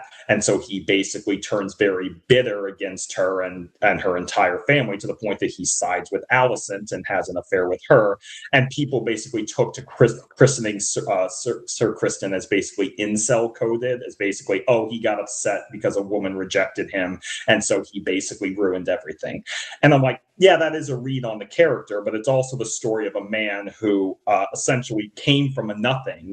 He was the steward of, I think, the son of the steward of the Lord of Blackhaven. He was a common man who made his name fighting battles in the Dornish marches, and then he got raised up to the Kingsguard. He got put in a morally compromising position. He felt he lost his honor, and then he lost his way. And that makes him a tragic figure in many respects. And yes, he does some terrible stuff, but so do a lot of characters on this show that we said. And I do wish the show had a little bit more empathy for him. I mean, it's not even so much that, feel how you want about the character. I think he's a piece of shit. But he's also been a huge part of this series from the beginning. And so it wasn't about, do you think he was redeemable or you know or just deserve the worst fate imaginable or whatnot. It, for me, is more about what was dramatically satisfying. And it just felt like it just felt a touch too unceremonious for a really big character in the show. And so my issue with it is not how the show feels about Kristen Cole. It's what was satisfying from a character arc standpoint. And it just felt like it was too quick happening at the beginning of the episode. It just, it just didn't work for me in that respect. So that doesn't mean I'm a member of the Kristen Cole fan club. I think he was awful. I just would have preferred something that felt a bit more worthy of the time invested in the character. So that's my only thing. Yeah, and the reason I bring up like how the show kind of feels about Cole is because in the after the episode, Ryan Condal basically talked about one of the reasons they put Kristen Cole's death at the beginning of the episode was kind of to essentially subvert that like glorious death idea that he was seeking. And I think they maybe just took it like a little too far. As I said, I think that if they had done exactly the same scene but had it basically at the end of episode 5 and have it close the episode kind of after his big speech, then it really would have really felt like this is the Kristen Cole like farewell episode, and maybe it would have Yeah. felt a little bit different because I said this is how his character dies in the book. I think a different character shoots him other than Allie Blackwood, but I think they did that on purpose also to underscore the fact that in addition to all of his other many other sins, in terms of turning against Rhaenyra, the fact that Kristen Cole was ultimately killed by a woman, I think was a very deliberate choice on their part, and a Yeah. good one. So. And speaking of which, that's a character who not being super familiar with the original story. It's been a while. I hope that we get much more of her We would, next season. Okay, good. Because yeah, it just yeah, because she creates a very like um impressive sort of like she has presence, but I feel like we haven't yet gotten to know what she's about. yeah. And so I would like to actually get to know her character rather than just being this, impressive like sort of presence. You know what I mean? And so Yeah. Yeah, and I agree as well because she looks cool. The actress Annie Shapiro cuts a very striking figure. I can say from Fire and Blood, she never becomes like a major character, but she does end up having kind of an important role near the end of the Dance of Dragons because she actually ends up marrying a very prominent character who we've met on the show, Pregan Stark. So I do hope that if we're going to stick to that in the show, that they give us a little bit more. So she's a little bit more than like just a cool background character, like even just on the level of someone like Oscar Tully, she's in riding with his army. Like that's a character I feel like we've actually spent more time with and learned kind of what makes him tick. And I hope we get the same for Black Ellie. um let's let me think who I want to talk about. I'm like there's so many like more minor characters that I want to geek out about, but I do want to talk about some more of the heavy hitters before doing that. I'll just let's spend a little time talking about Corliss's story this season. I do feel like he did some really cool stuff. He's also a huge hypocrite this season. And I'm like, oh, Corliss, come on. Take a look in the mirror. Why don't you? Uh, but there's so much interesting stuff surrounding him too. Just his relationship with his sons. His you know the sort of breakup with Rhaenyra, or at least separation. Um, and Yeah, and just like the fact that we start off the first episode of the season with this huge battle episode, which he is a major part of. And I remember I was a little hard on that episode when it aired, because I think what I really wanted was episode 2.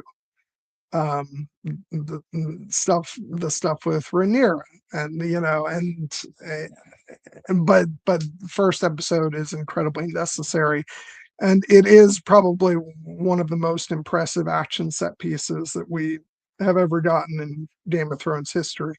Um, and so, um, and I love the fact that, like, with so many characters dropping like flies this season, he had to lose a finger, but he still makes it through to the end of the season.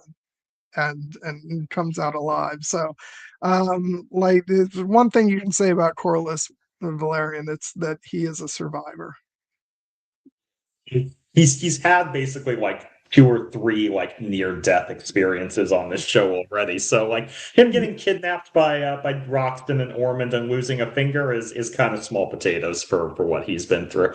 Um, Yeah. but but I think that I think that the actor who plays him Steve Toussaint is one of the best actors on the show.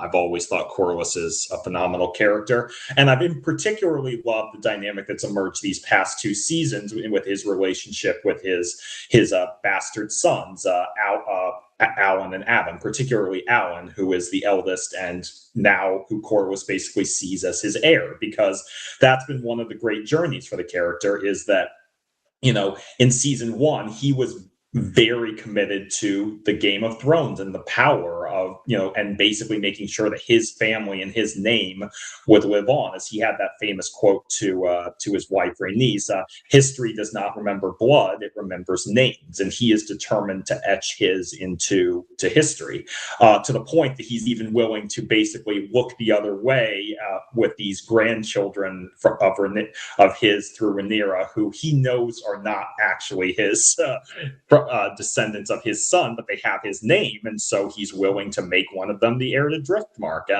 But then, over the course of the seasons, he has started to lose all of that. Lucerys was killed at the end of season one.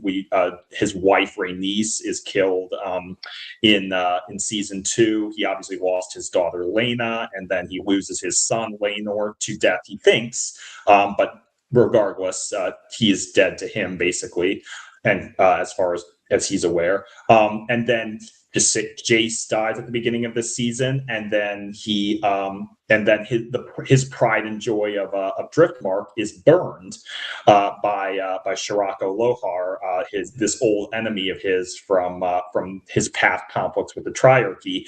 And so basically, when the battle was over, as he tells his son Alan, who he had basically been keeping at arm's length until he started to try to reconcile with him last season. It's like, you are my heir now, but I have nothing to give you but my name. And the moment when Alan says, but I count that of greater worth than a mountain of gold. Like that's a real like hell yes bonding moment for the character. But you're right, he is kind of a hypocrite in the sense that he had refused to acknowledge or legitimize his sons, basically out of respect for his wife, Rhaenys. And then he goes to Rhaenyra and he asks her to legitimize his sons, and she refuses in what I think was one of her first major unforced errors of the season. But he flies into a rage about it, and he calls her children bastards, and his grandsons allegedly, which we know they're not. And then he storms out of the capital and basically goes off to fight these, like, do what he's always been good at doing, which is killing Triarchy pirates. But then, of course, it gets himself captured.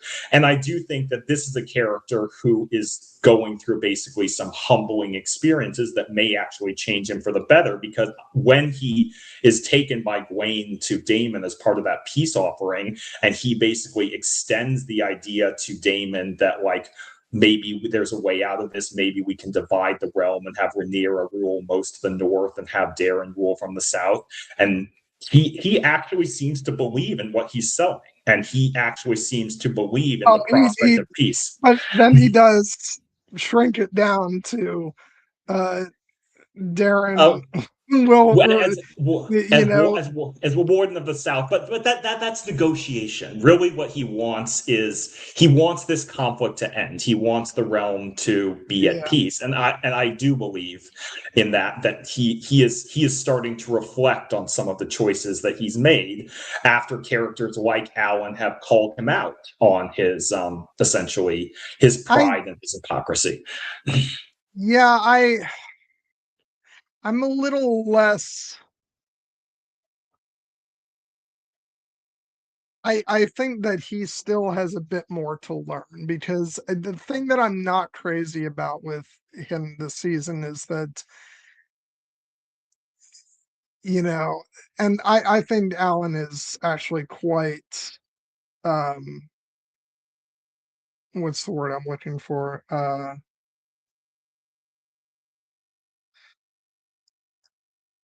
Drawing a blank on the exact word I wanted to use, but I think he's quite charitable to to um to Yes, him yeah. because I like the fact that it takes losing everything else to acknowledge your sons. Like, I don't necessarily that's the greatest sentiment in the world to express that I have nothing else, so now I'll recognize you guys. I think he's still like, and I think like that's borne out by the way that he speaks with Rainier about it, without like any reflection on the fact that like that it took him so long to acknowledge them, and that maybe there's a bit of he needs to like reckon with that a bit more. Um and so like I don't know, I really I like the character, and I want him to like sort of recognize his flaws, and I think he's getting there, but I think he still has a bit more self-reflection to do.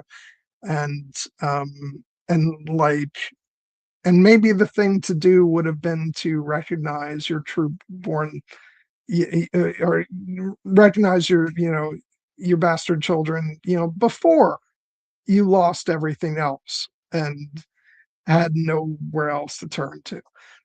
Maybe that would have been a better declaration of your love. So I don't know. I like Corliss, but he definitely has some major flaws that, and I think he still has a bit more to learn. Corvus is definitely a very prideful character. And that is ultimately something that has continued to define him even as he has been, you know, suffered personal loss and tragedy and been humbled. And it is to, you know, other characters recognize that and call him out on it, particularly Alan. I love the moment when I think it's in episode 2 when Alan is talking with Bela, and Bela basically mentions that, you know, Corliss loved his wife Renice deeply, and I think that for her sake he tried to forget about you. And Alan kind of shoots back, we were not, you know, basically, you know, just things to be forgotten. Like, we were people, we were his sons, we were his blood. And to be fair, he does start to try to reconcile with Alan in particular before he loses Rhaenys, because Alan, of course, saved his life in one of his battles with the Triarchy. But you're right in that it basically takes for him losing almost everything to finally get to the point where, no, I'm actually going to name Alan as my heir. And I just think that from the trajectory that we've seen from the character, I have a bit more hope that a character like Corliss can actually like change and grow, as opposed to, say, someone like Damon. I just think that they've Yeah, shown that. I think putting the they've bar shown. real high there, Jared. Really, but you know, again, we're dealing with thin margins here. Like, Corliss is one of the characters who I think is not. I say this again with a love and affection for Corliss is one of the characters I think is not a complete and total piece of shit. So I have some hope for him going forward. But you're right that like this is his moral complexity and his moral failings are also part of the reason that we are where we are. And I think that it's also fitting, for instance, that you know, the beginning of the season is really like, you know, the whole battle with the Triarchy, and you know, that leads to the Battle of the Gullet that ultimately is very costly and costs Rhaenyra her son and her heir Jacaerys. The whole reason that the Triarchy are in this fight is because the Triarchy has long been Corliss's enemy, and Shirako Lohar in particular despises him and wants to hurt him, and basically agrees to go to war allegedly on behalf of the Lannisters. But she does it. They do it basically because they want to kill Corlys, because Corlys had killed a lot of their friends and their shipmates over the years.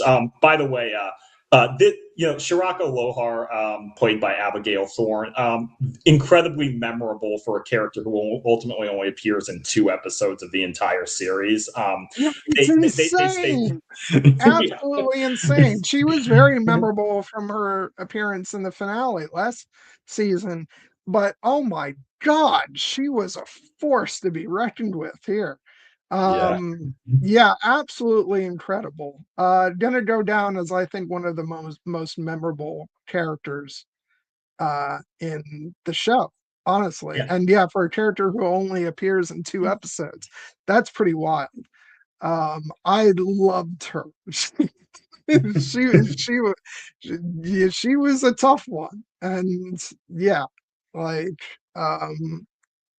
I just love the fact that she plays the what's his name Lannister, you Oh, know. So Tywin Lannister. Which yeah, I got to admit, it was very funny and very fitting for the character. But I was mildly bummed when that happened, just because their relationship in the final in the season 2 finale, it was actually like, oh, Tywin's given as good as he got. These two actually seem like they're getting along well, to the point that Lohar basically invites Tywin to give him the great honor of fucking her wife. And she does it with like complete sincerity, and it's like, oh, these two are bonding, and then but it's like, no, it was all a ruse, basically, to get there so she'd get back a Corlys. And then when they need to shed dead weight, and the fact that she's just like, how much do you weigh in that armor, and then just pushes him over the side, it's like, oh, what could have been. But hey, Tywin Lannister turns out to be harder to kill than one might have thought. yeah, no, and he is also like one of my favorite characters on the show. Um, yeah, uh, let me hold on, I'm just looking something up. Yeah, Jefferson Hall, who I think we're both big fans of because he's been in numerous things, including Oppenheimer, which I thought he was fantastic in, and he is also a Game of Thrones alumni. He played Sir Hugh of the Vale. He's come a long way.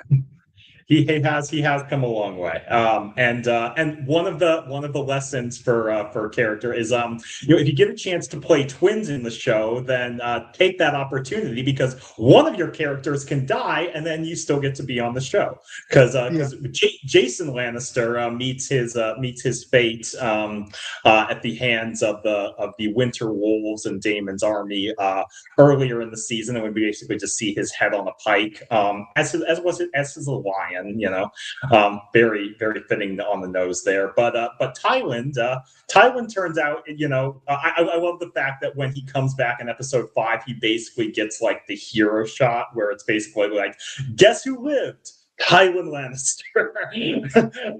And he's also very consequential, of course, because one of the reasons Rhaenyra is having such a shitty time in the beginning of the season is because Tywin absconded with all the gold in King's Landing, and he's the only one who knows where it is. yeah.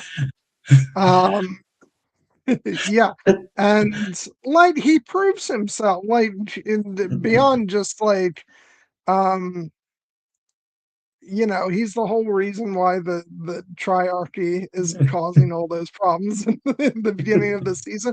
But also, he fucking sticks by his king. He does. Um, like whatever you want to say about Aegon as a king, like it's admirable to like come upon your king in such dire straits and say, "I'm gonna stand with you on to death." Yeah. Like yeah, that's he's a pretty stand-up guy for that. You have to admire that. Yeah, definitely. Yeah, Especially, given the fact that, Aegon hadn't been treating him very well back when he was, king on the Iron Throne in season 2, but Tywin remains loyal. And hopefully Aegon will remember that. I'll be interested to see what Aegon does when Larys comes crawling back to him, because Larys, on the other hand, dipped right at the moment when things were looking most dire, and as it turned, when Aegon comes back and he's like, like, guess what, bitch, I lived. Laris is going to have to probably offer up a mea culpa I or two. was bummed because I was bummed but not surprised. But because the two of them were such a wonderful odd couple throughout the Yeah, season. I yeah. enjoyed them so much. In the great Game of Thrones tradition of like odd couples on the road, like obviously Sandor and Arya being the most famous, and then Brienne and Pod. Like I would not have pegged Aegon and Laris in that vein, but they absolutely lived up to it. And talk about a character who, you know, who is morally like reprehensible, but actually gets some good moments this season. Laris, because when we met Laris in season one, he's having people's tongue ripped out, and he's killing his family members so he can become Lord of Harrenhal, and he has a foot fetish that he's lusting over Queen Alicent for, and you're basically just like, okay, this dude is a twisted piece of work. And then by the in season three, we're like, oh, when he basically calls Aegon out for being, he's like, no, you are a terrible person. and you're like, Laris speaking truth to power. Yeah, I was gonna say this season almost made me forget the really disturbing foot fetish scenes. Uh, because Yeah. like there's a moment where he sticks his head out of the carriage and looks both ways, and like it's just it is pure comedy gold. So yeah. Um so yeah, I was disappointed when he like, but like, what's he gonna? He's right. What's he gonna Yeah. do? You know, Yeah. it's yeah. So yeah, of course he ducks out, um, because he didn't sign up to to die, without a hope in the world.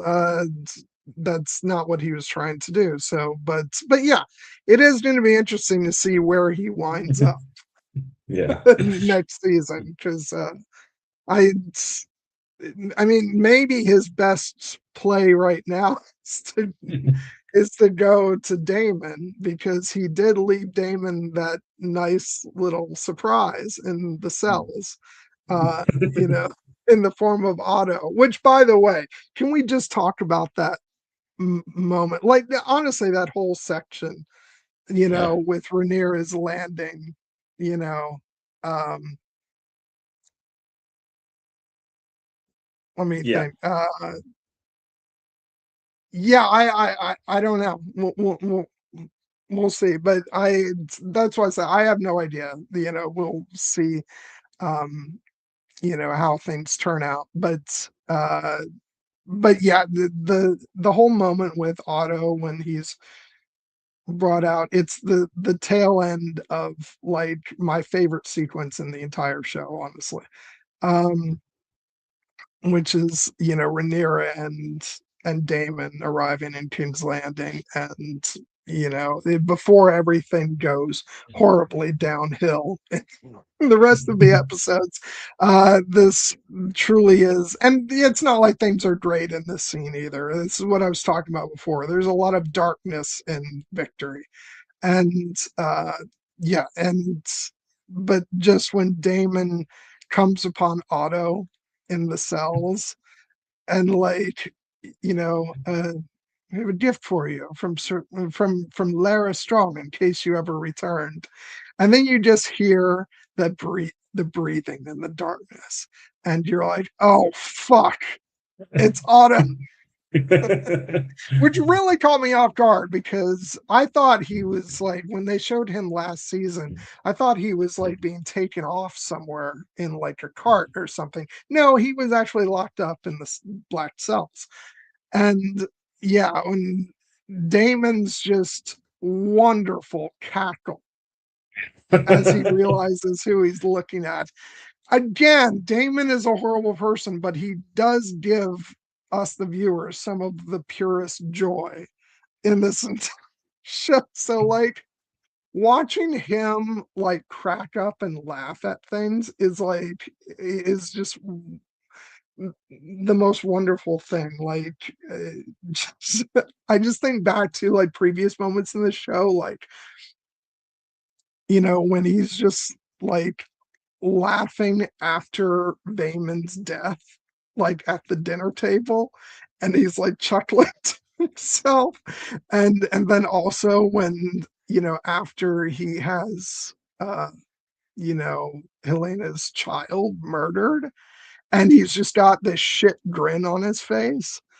Like, again, horrifying, but like you cannot help but laugh when he is happy. And so same thing here. And yeah, and him like dragging Otto out, and like, oh my god, just that whole sequence, just with them landing there, and the confrontation with the Kingsguard, and then the City Watch comes in, and like, and then the drama of like cutting Otto's head off, and then when Allison and Helena come in, like, this is why I stand by the fact that, like, um episode 2, Queen's Landing, is my favorite episode of the season. I think it was like an absolute high point, um because it's like so satisfying, but also really depressing and dark, because I know a lot of people cheered at Otto's death.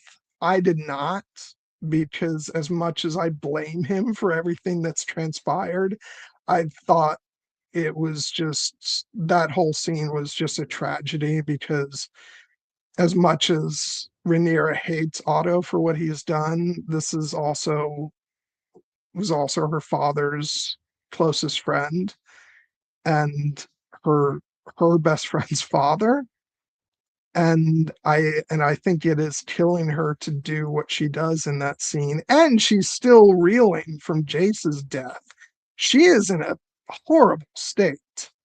And like, she is shaking throughout the entire scene. And then to have, once she chops at his back you know, before she's actually able to do it. And then it takes a second swing to actually decapitate him. And then she's walking through his blood up to the throne. Like, this is a dark fucking scene that is traumatic and upsetting. And so, like,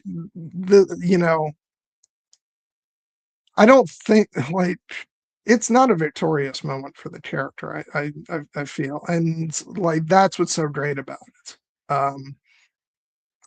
I just like, yeah, without a doubt, my favorite episode of the season, and might even be my favorite of the series. But I'd have to, I'd have to go back and rewatch the series. But I just thought it was so amazing, and um, but captures everything about this show that's so great. The fact that even in this moment of, the track on the soundtrack, and the title of the episode that follows it is called Rhaenyra Triumphant. And that's just so bittersweet. Because It's deliciously ironic, is what it is. yeah. And so, yeah, and my only regret is that we didn't get more of Otto. Yeah. Um, because Reza Fons, is like such an amazing actor, and he did such a great job with Otto, and to like making him this beautifully complex character who's an asshole, and basically causes all of this to happen. Um, but still a wonderfully fascinating character who you love to watch. And and you feel it's so interesting. Again, like, that's what's so great about the show. In the moment of his execution, it's like, on the one hand, he's saying, you know if your father could have seen this, he never would have imagined. And you're with Rhaenyra in saying, shut your mouth. But at the same time, like, it doesn't bring any lasting satisfaction to see him killed. um it just doesn't, because what follows is like heartbreaking, and um tragic, and you can see that, already Rhaenyra is, you know practically undone in this moment. It reminds me of uh, the line from The Last Jedi. When the moment come, I didn't hesitate. And look, it's uh, You split your it, spirit to the it bone. is split your spirit to the bone, and that's what we see happen with Rhaenyra. And so, eh, just yeah, what an absolutely amazing sequence, and one of the highlights of the series for sure. I think that Queen's Landing is a standout episode, not only for House of the Dragon in this season, but basically the entire like Westerosi canon that we've because because of course it starts off with the aftermath of Jace's death, and holy God, Emma Darcy's performance in that scene is like next level incredible. Like the way that the levels of grief and rage and betrayal and anger that culminate in her just collapsing over her son's body and, just shaking with, and just so, and then to be in basically just a black pit of despair that Damon has to pull her out of, all the way to the point that, as you said, she basically is ascending taking the Iron Throne, what she's wanted this entire time, but it doesn't feel triumphant for her. It feels triumphant for Damon. This is probably the greatest day of Damon's entire life. He gets to waltz into King's Landing as as the great conqueror. He gets to kill Hightowers. He gets to see his old enemy Otto beheaded. He gets to kill Jasper Wild, which fuck that guy. We'll get to that.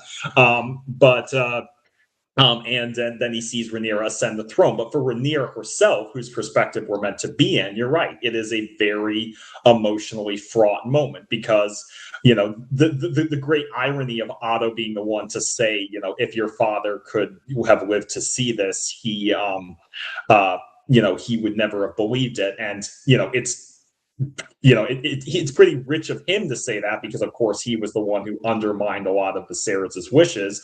But he is also absolutely right. Viserys would be heartbroken by this, and Rhaenyra is heartbroken by it too because, as you said, like this man, she has known this man essentially her entire life. And while he has wronged her, he is, the father of her former best friend Alicent. She was not expecting to find him here. She was not expecting to be the one to have to kill him herself because Rhaenyra, for all of her other many virtues and strengths, she's not a warrior in that sense. I don't think she's ever killed anyone in this way, and it's hard for her. And there's a classic recurring motif throughout Game of Thrones of characters who the man who passes the sentence, or in this case, the woman who passes the sentence, should swing the sword.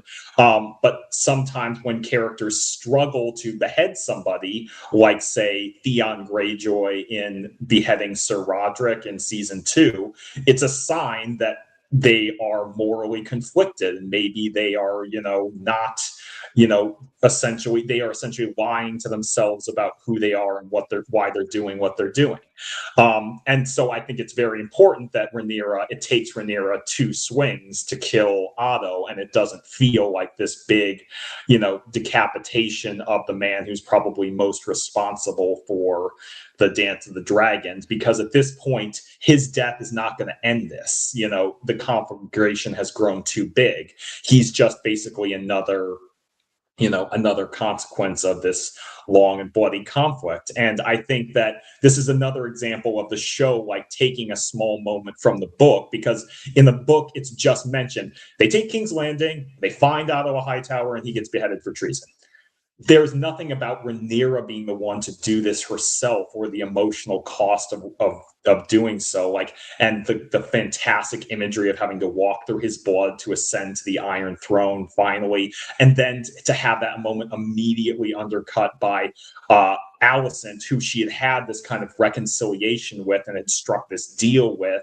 And then Alicent comes in and sees her father beheaded on the floor and is looking up at Rhaenyra, and Rhaenyra looks shocked and heartbroken to see her there, but then we see her trying to like steel her face in resolve. And again, that's why I think like it would have been a phenomenal season ender if this had been the ending of season 2. But I think that it's every bit as effective here because of the performances of Emma Darcy and Olivia Cook. And so, yeah, I agree that this is definitely a standout episode for the show, and was rightly acclaimed as such.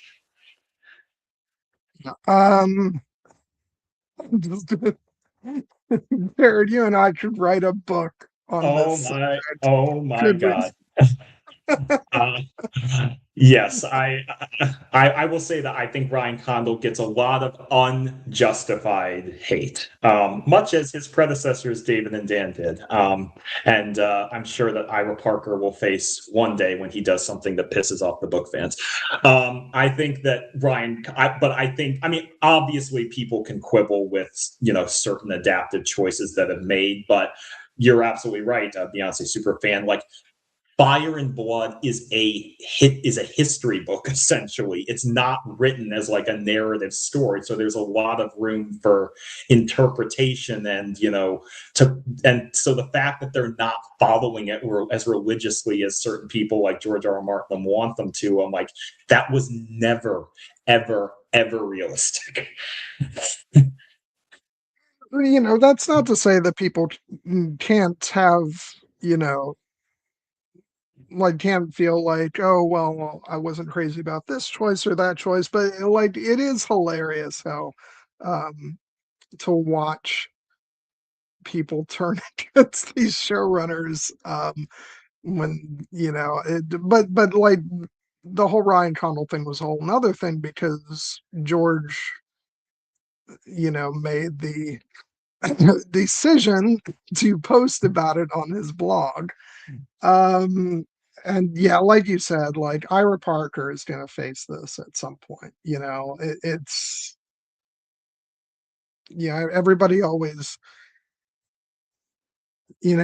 people forget that, like, Ryan Condal had his honeymoon period too with George and with the book fans, and they were like, uh, you know, this is someone who's gonna, do it right.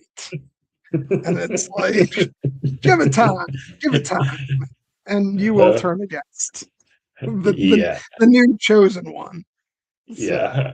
Yeah, Beyonce has a comment in the chat that let's just say, charged though maybe I actually do agree with I'm you. not touching that one with 100-foot pole. Yeah, but Uh, yes. um, no, I think that may be a bit extreme. Perhaps, but let's just say I've certainly gotten just as mad at both factions at various times. Like I said, I'm not touching that one. But needless to say, I know we both love the work that he's done for this show. So yeah, I yeah, but that is the Reader's Digest version of what we have to say on yeah, the fan community's treatment of Game of Thrones showrunners. Yeah. Well, Uh, unfortunately, we're not done with that, because when we finally talk about Helena, we're going to have to dredge that well back up. But uh, but I see Beyonce in the chat is saying that we should have posted weekly reviews on House of the Dragon. I mean, honestly, if we had unlimited time, I would have loved to do that. But as basically with our channel, we do weekly live streams, and we cover a wide variety of movies and television shows that we love. So we didn't feel we could take basically, almost 2 months just devoted to House of the Dragon, but we were watching every week. And again, yeah, in a perfect world, we would have covered the show on a weekly basis. But thank you. That would have been fun. yeah, we appreciate that. Yeah, we have a hard time squeezing things in as it is.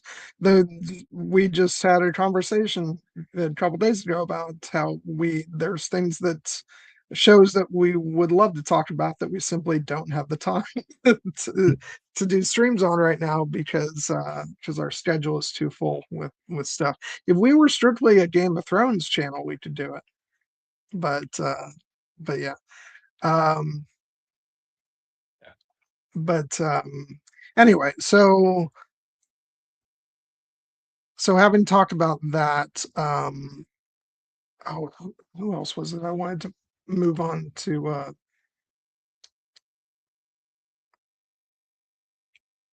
I'm just looking through the character list and uh, seeing.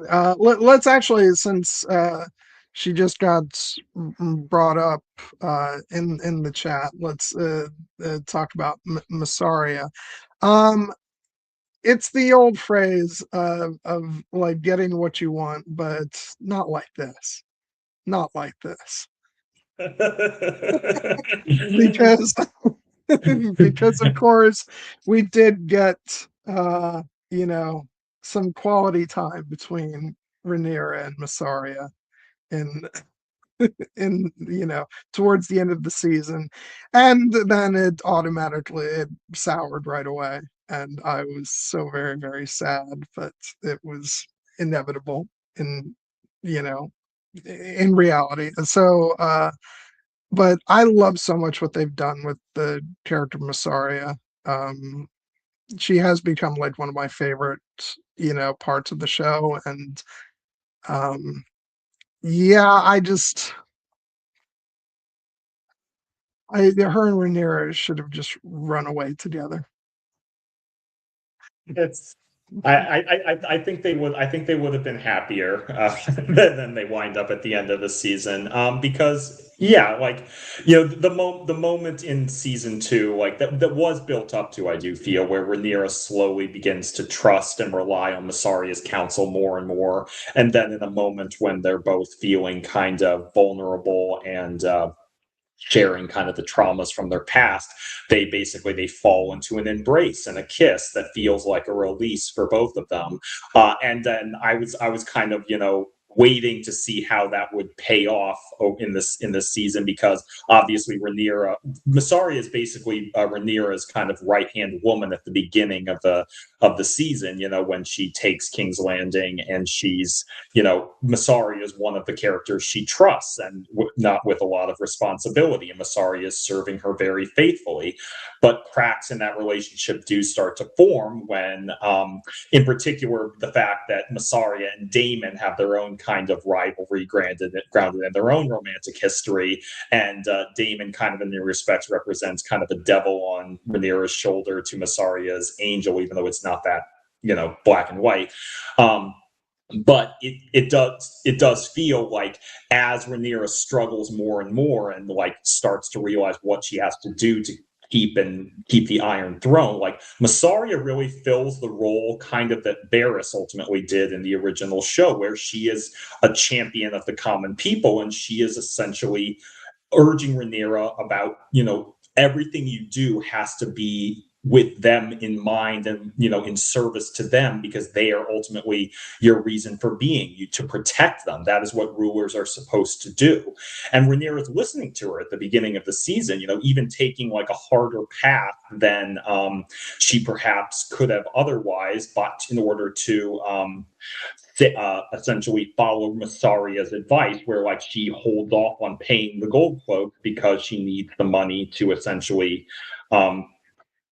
for to help feed the people. But then that backfires on her when the gold cloaks essentially start to lose control of the city, and the city becomes less safe. And so all of her efforts for the people are kind of struggling. And even Massaria herself, there's that great scene when Sylvie, the madam from the brothel, basically calls Massaria out on, like, you have ascended so high that you have lost touch with what people in the city actually are doing and feeling. And Massaria like takes that moment as her, hey Cassie, as her opportunity to essentially go to Rhaenyra and try to essentially reassert her footing. And in that moment, Rhaenyra is feeling very, vulnerable. And when they fall into, and she calls out Massaria for manipulating her, but then it actually seems very sincere when the two of them finally do, consummate their relationship. And yes, I enjoyed the fact that they got to have their sexy I, time, but the fact it is colored by what comes after, which unfortunately is that once Rhaenyra realizes what she actually has to do to make essentially stake a claim of legitimacy, she chooses Damon's path. And I think the reason she sends Massaria away is because, unfortunately, she knows Massaria would be a moderating voice for her, counseling restraint. And she feels like that is something she cannot have around her at this time. So she basically gives her a Dear Jane letter with the form of her handmaiden and sends her on her way. And obviously, as we see, Massaria has her feelings about that. I should also say,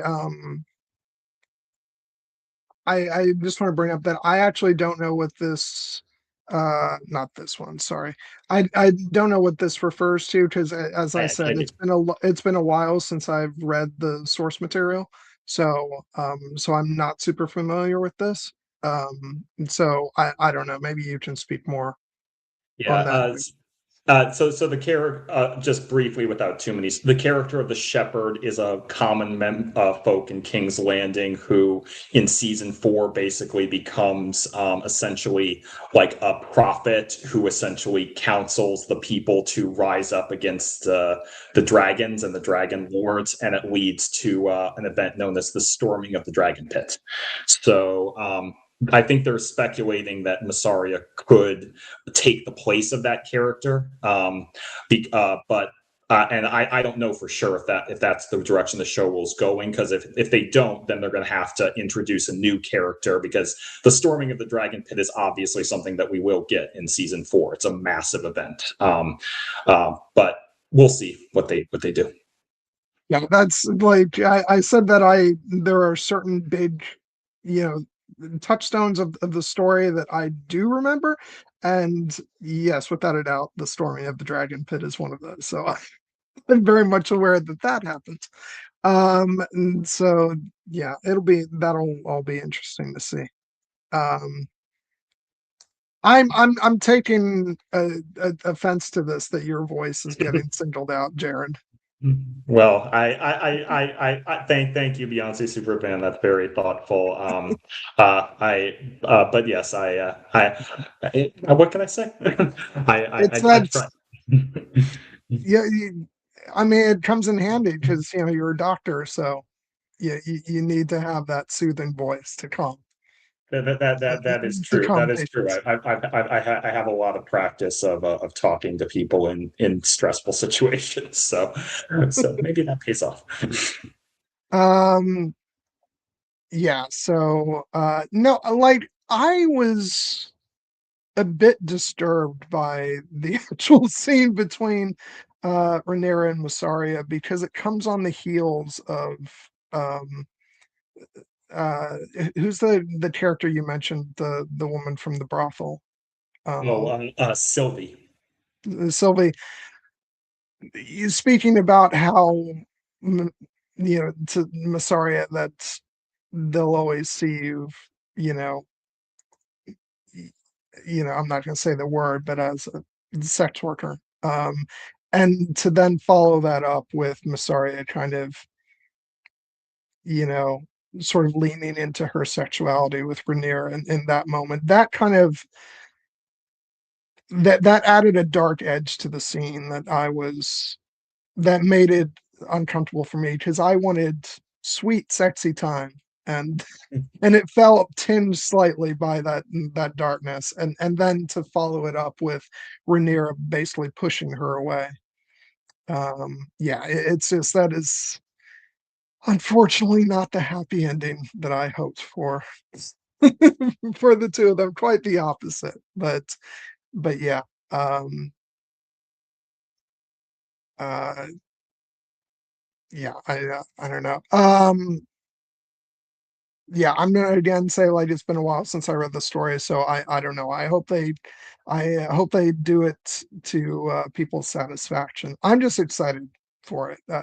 I don't really have any sort of expectations for but I have heard that there are some people concerned about the fact that they might have to go through things quite quickly. Doesn't it seem like we're having deja vu a little bit, Jared? Yeah, it does, and I'm sure I'm going to enjoy that discourse every bit as much as I did around the end of Game of Thrones, and feel very similarly about the creative choices and if they execute them well, I will be in support of them as I was at the end of GOT. But I would just say that on that front, yes, there is a lot they still need to cover in terms of the major events of the Dance of the Dragons, and so it will be an action-packed season for sure. I do think we should be prepared for some potential streamlining and consolidation of certain characters and plot lines. But I do think that certain events that book readers have been waiting years to see, things like the storming of the Dragon Pit, Daemon and Aemon's duel at the God's Eye, Rhaenyra Targaryen's ultimate fate. I think that those will all be, the Hour of the Wolf. I think those will all be delivered on. Have they confirmed that it is 8 episodes?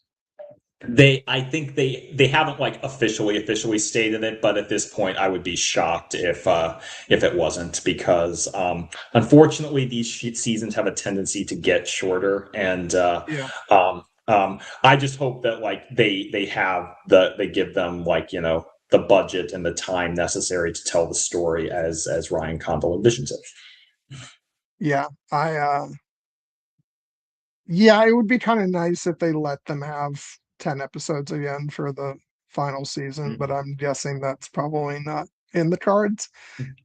Just so long as it's 8 and they don't shorten it for Yeah. heaven forbid. Yeah. But For what it's worth, it does seem like it is Ryan Condal's decision to end the show with season 4. It's not being forced on him by on HBO. So clearly he has a plan, and I'm inclined to trust him. okay. So yeah. Let's see. Who else do I want to make sure? Can we talk? Can we talk maybe about Alicent and some of her Yeah, drama this absolutely. season? Yeah, and are we going to include weird moments with her son?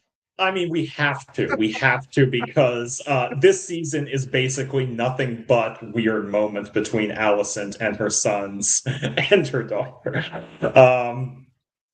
Yeah. So a little bit of context here. For those of you who are unaware, because we have not talked about this on the show, the channel, I fucking love Alicent Hightower. In season 1, she was without a doubt my favorite character on the entire show, and a lot of that has to do with my love for the great Olivia Cooke. But as we had mentioned, a big portion of the reason I fell so deeply in love with the character was I just thought Emily Carey's performance as the younger version of her was incredible, and really got me invested in her story, and the tragedy of her character as someone who is trapped in this cycle where the patriarchy has essentially forced her into a box and made her, get married, young and against her will, and it essentially fractured her relationship with Rhaenyra, which people have read into kind of a romantic subtext between Rhaenyra and Alicent. I think the show has definitely leaned into that at times. I don't know if they will ever explicitly confirm it, but it definitely does seem that in kind of a fun, jokey way. Like if Rhaenyra and Alicent had just been allowed to get married and rule together, perhaps none of this shit would have happened. But really, when it comes to the character of Alicent, like what she went through in season 1, where yes, she was much more of an antagonistic figure in the sense that she did seem to be against Rhaenyra. But go ahead. I was just gonna say, like, not to like, you know, I'm not going to like, get down on anybody. If they want to look at Allison, at certain points in the show as evil with Glee, then I'm not gonna like poop on that. But like, I never considered Allison to be evil. I I'm right. I think that she's someone who like I think throughout, especially throughout early in season one, she was an extraordinarily sympathetic character, and throughout much of the show, that has been the case. I think she made some poorly calculated decisions uh, in the latter half of season one that were based uh, in love for her family and also out of a need to survive in this world. Um, so like, yeah, it's now that show, Allison. We can have a Yeah. different conversation about book Allison. Yeah. No, uh, I am specifically referring to show Allison Hightower when I say that yeah, she's my favorite character on the show because yes, the book version of Allison Hightower does play a bit more into the whole like wicked stepmother trope, and famously, the show was used to aging characters up. Allison was a character they actually aged down to make her Rhaenyra's contemporary, and but their relationship has been the heart of the show, and obviously, they were separated for a long stretch of season two, but they did have several scenes, like the scene in the Sept, where we kind of got to get a sense that maybe the two of them are recognizing that things are about to spiral out of control. Is there any way we can stop this? And then, of course, their big deal at the end of season two, where Allison, having recognized essentially the hell that has been inflicted upon the country and their families, comes to Allison, where yes, I agree with this. The Fire and Blood is not an unbiased accounting of the events of the Dance of the Dragons. Um, but essentially, Allison makes a rather extraordinary step at the end of season two, where she extends an offer of peace to Rhaenyra, basically in exchange for for mercy for her family. And then part of that deal, she agrees essentially that her son Aegon, the king, has to die, and that's a monumental step for her character and one that's obviously very morally complex. But it's coming from a place from a character of Allison who essentially has recognized, even though whatever sins she may have committed in the machinations that led to Aegon being crowned, she ultimately realizes what a pawn she's been for for her father most of all, and she essentially decides finally to start taking charge. And of course, the tragedy is that immediately as she starts to plot her escape, she gets essentially locked away again, and this time, and we get basically this fascinating dynamic where essentially, even though Allison and Rhaenyra are supposed to be at odds, Rhaenyra keeps coming to Allison's kind of for advice almost. At first, where's the gold? Second, tell me about your cousin Ormond and your son Darren, and then ultimately essentially just seeking, essentially counsel about what to do about her situation. And I think my favorite quote about from this entire season is Allison, one of the advice that Allison gives to Rhaenyra, where Rhaenyra, rightly points out that Allison essentially ruled the realm in all but name when Viserys was, becoming increasingly ill in the back half of season one.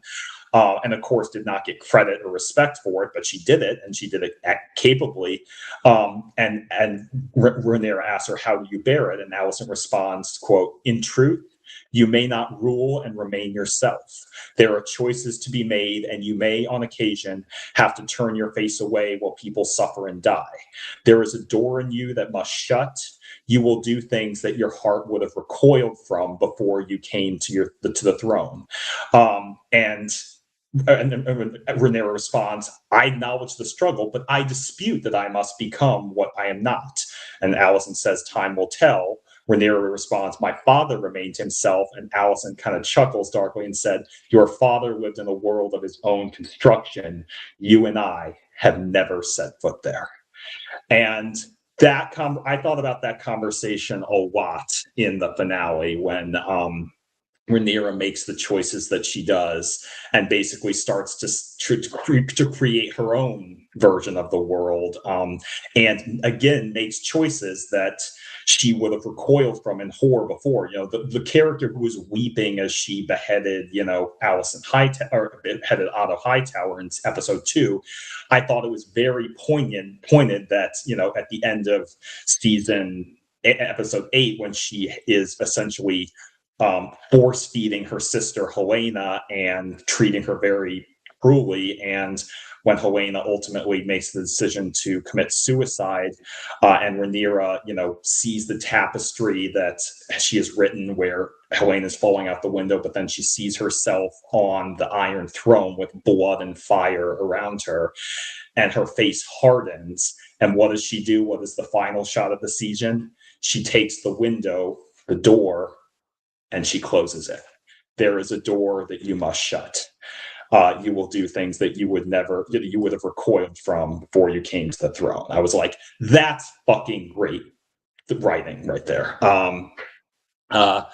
And Allison, so we'll get more into Allison's specifics, but I did want to, before we get into some of my complicated feelings about what she goes through this season, I did want to just celebrate like kind of this inner strength of the character.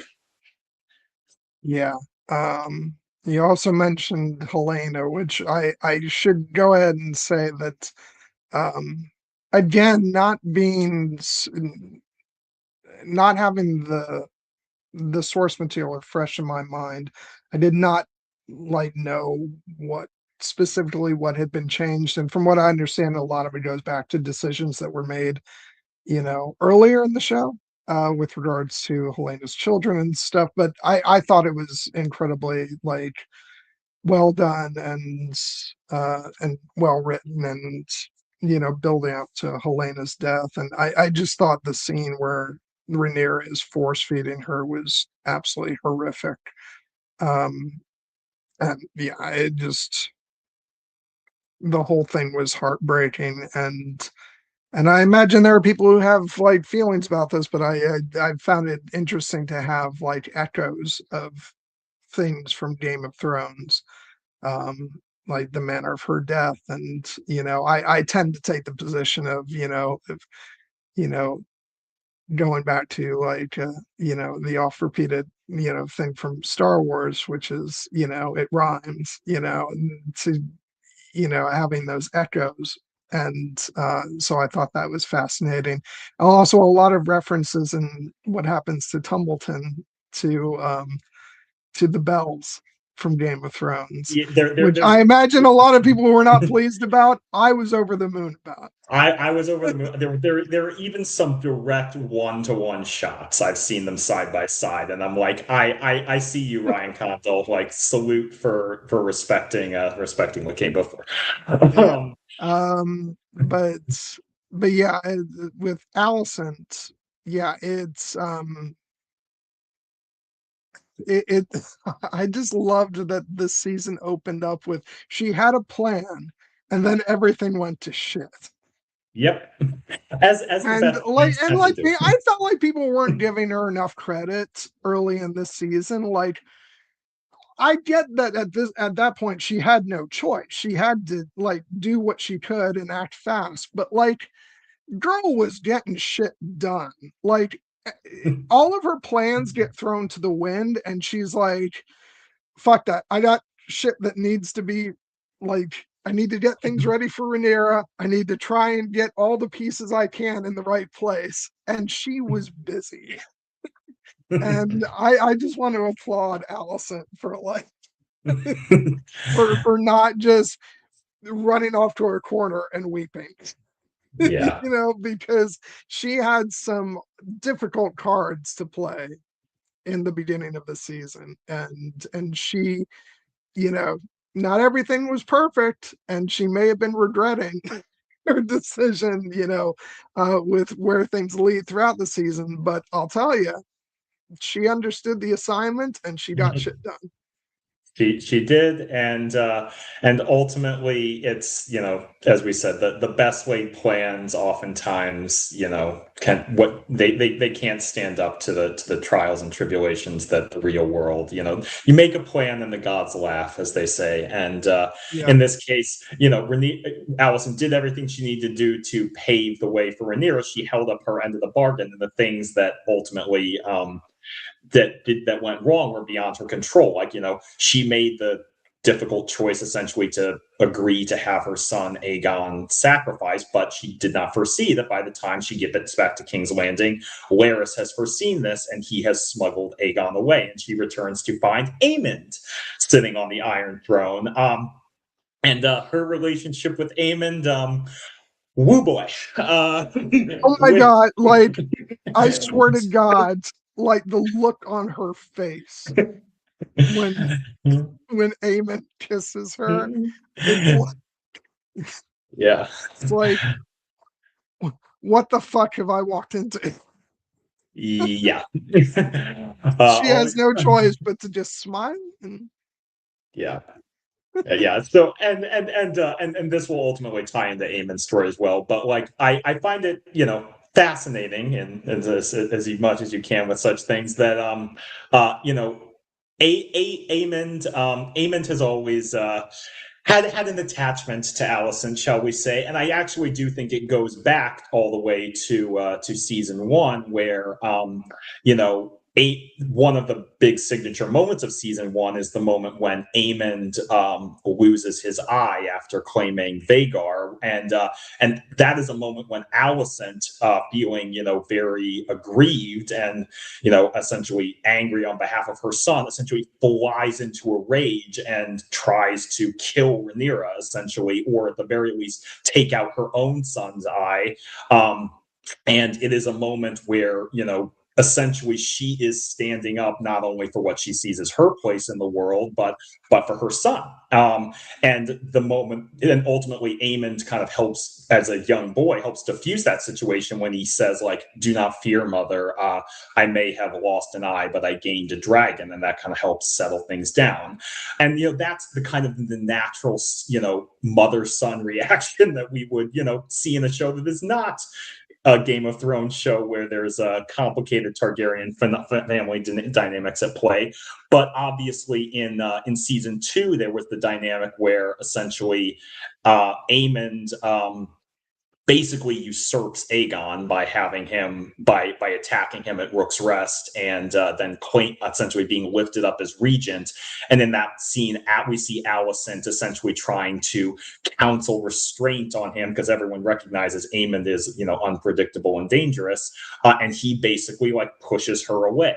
But as we see, he still has he still needs mom's approval and affection, and he because he probably didn't get it in the most healthy way when he was young. He goes looking for it in kind of an interesting place, and yeah, it's Alicent's reaction to that scene when he kisses her is. I love the way Olivia Cook plays it because she recognizes in this moment, what a danger this is, and so she does not push him away. She like accepts the kiss, but her eyes are open, and then there's a tear that goes down her face, and she, because essentially what she's trying to do in that scene is agree for Aemond to leave King's Landing so that he and Vhagar are not there when Rhaenyra come, and it also, but in many respects, it also is, in its own twisted way, a way to save his life because, Rhaenyra has 6 dragons basically to their 1 at this point, and if Aemond stays when Rhaenyra comes, he might die. And so she is kind of saving his life in that scene, and then it becomes all the more deliciously ironic that then later Rhaenyra basically asks, tells her that like, Aemond needs to die, and I'm going to send you to do it because you're the only one he will trust enough to let him get close. And Alicent essentially has to make the Sophie's choice. She had already essentially been willing to sacrifice Aegon. Now she's having to choose to sacrifice Aemond, which may or may not be because she recognizes what Aemond is, but he is still her son. And throughout all of this, we've seen her devotion to Helena, essentially, and the fact that what I have my own thoughts on this, but essentially the idea that she seems very committed to the idea that she's going to save any of her children because she's going to save Helena, because Helena is the one who she's her only daughter. She wanted to keep her close. That's one of the reasons they say she agreed to have Helena marry Aegon instead of marrying her off to some distant lord. She, to the point that she almost kind of loses sight of who Helena is. The fact that she's basically tries to, recognizing rightly the danger of Helena's pregnancy, she tries to convince Helena to abort the baby, and Helena's like, no, I won't, this is mine. And then she basically has no compunctions about when trying to get Helena out of King's Landing. She's basically willing to abandon her granddaughter Jaehaera, and Helena doesn't want to leave her daughter either, but Alicent is just so committed to getting herself and Helena out. And I do think that some of that has to do with essentially Alicent's seeing Helena much like as a younger version of herself, like, and recognizing how trapped she was in this circumstance. And she's almost feels like she's rescuing, the person that she was in getting Helena out to a nice, farm where she can raise chickens. And of course, that just means, and to the point that she agrees to essentially attempt to assassinate Aemond, and almost does it.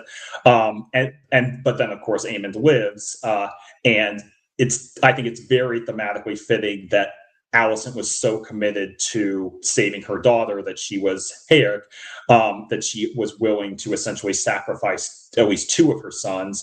And of course, because the universe is has a delicious and dark and twisted sense of irony about these things, who is the child that she loses at the end of this season? Helena. So, and that kind of, I think, represents the final death of innocence for Alice's character, is beautifully symbolized by the butterflies that come to her after Helena's passing. So yeah, there's a lot there. I will just say before I let you talk, Gwen, they got me. They got me when Alicent goes to Harrenhal and starts to talk, to see Aemond, and of course, and it's from Aemond's perspective, and we see that she moves it, and this is a dream, of course, but we see her move in close, and we see her, put her hand on his arm, and then we see her kiss, and to me, in this moment, it did not register to me because that this was a dream, because I was thinking, okay, maybe Alicent is recognizing that Aemond has these feelings for her. She's using this as a way to get close so she can take him unawares and, stab him or whatever she's going to do. But then they're carrying it on a little bit long and a little bit longer. And now they're heading to the bed. Now they're having sex. And now Alicent and now she's like, and I will give you a son. And I was like, that was the minute, the second I figured it out. And of course, a second later, we realize it's actually a vision from Alice and Alice Rivers, and she's the one having sex with Aemond. But I got to admit, got me. I thought Alicent and Aemond were doing it for real, and I was perhaps a little slow on the uptake, but I think it was justified in the narrative context, even though it was disturbing as hell. Well, that's the fucked up thing about these shows also, because as much as we're freaked out by the incest, there's also the attractive, hot people being hot together. And so, so sometimes it's like, no, yeah, that was, I don't know. I feel like I caught on a little bit quicker. Yeah. Just because it's Harrenhal and I expect weird, freaky dream shit to be going on, especially with Alice Rivers, who we haven't mentioned much yet, but oh my God, what a character. And I love the fact that we're gonna draw the line at certain kinds of incest. But not in this show, because of course one of the other reasons why this plot line has kind of a fitting sense of dramatic irony is that Aemond and Daemon have kind of been set up as these parallel mirrored figures, and guess Yeah. who else had a freaky sex dream about his mom last season? Daemon Targaryen. That one I Well, knew and was a dream.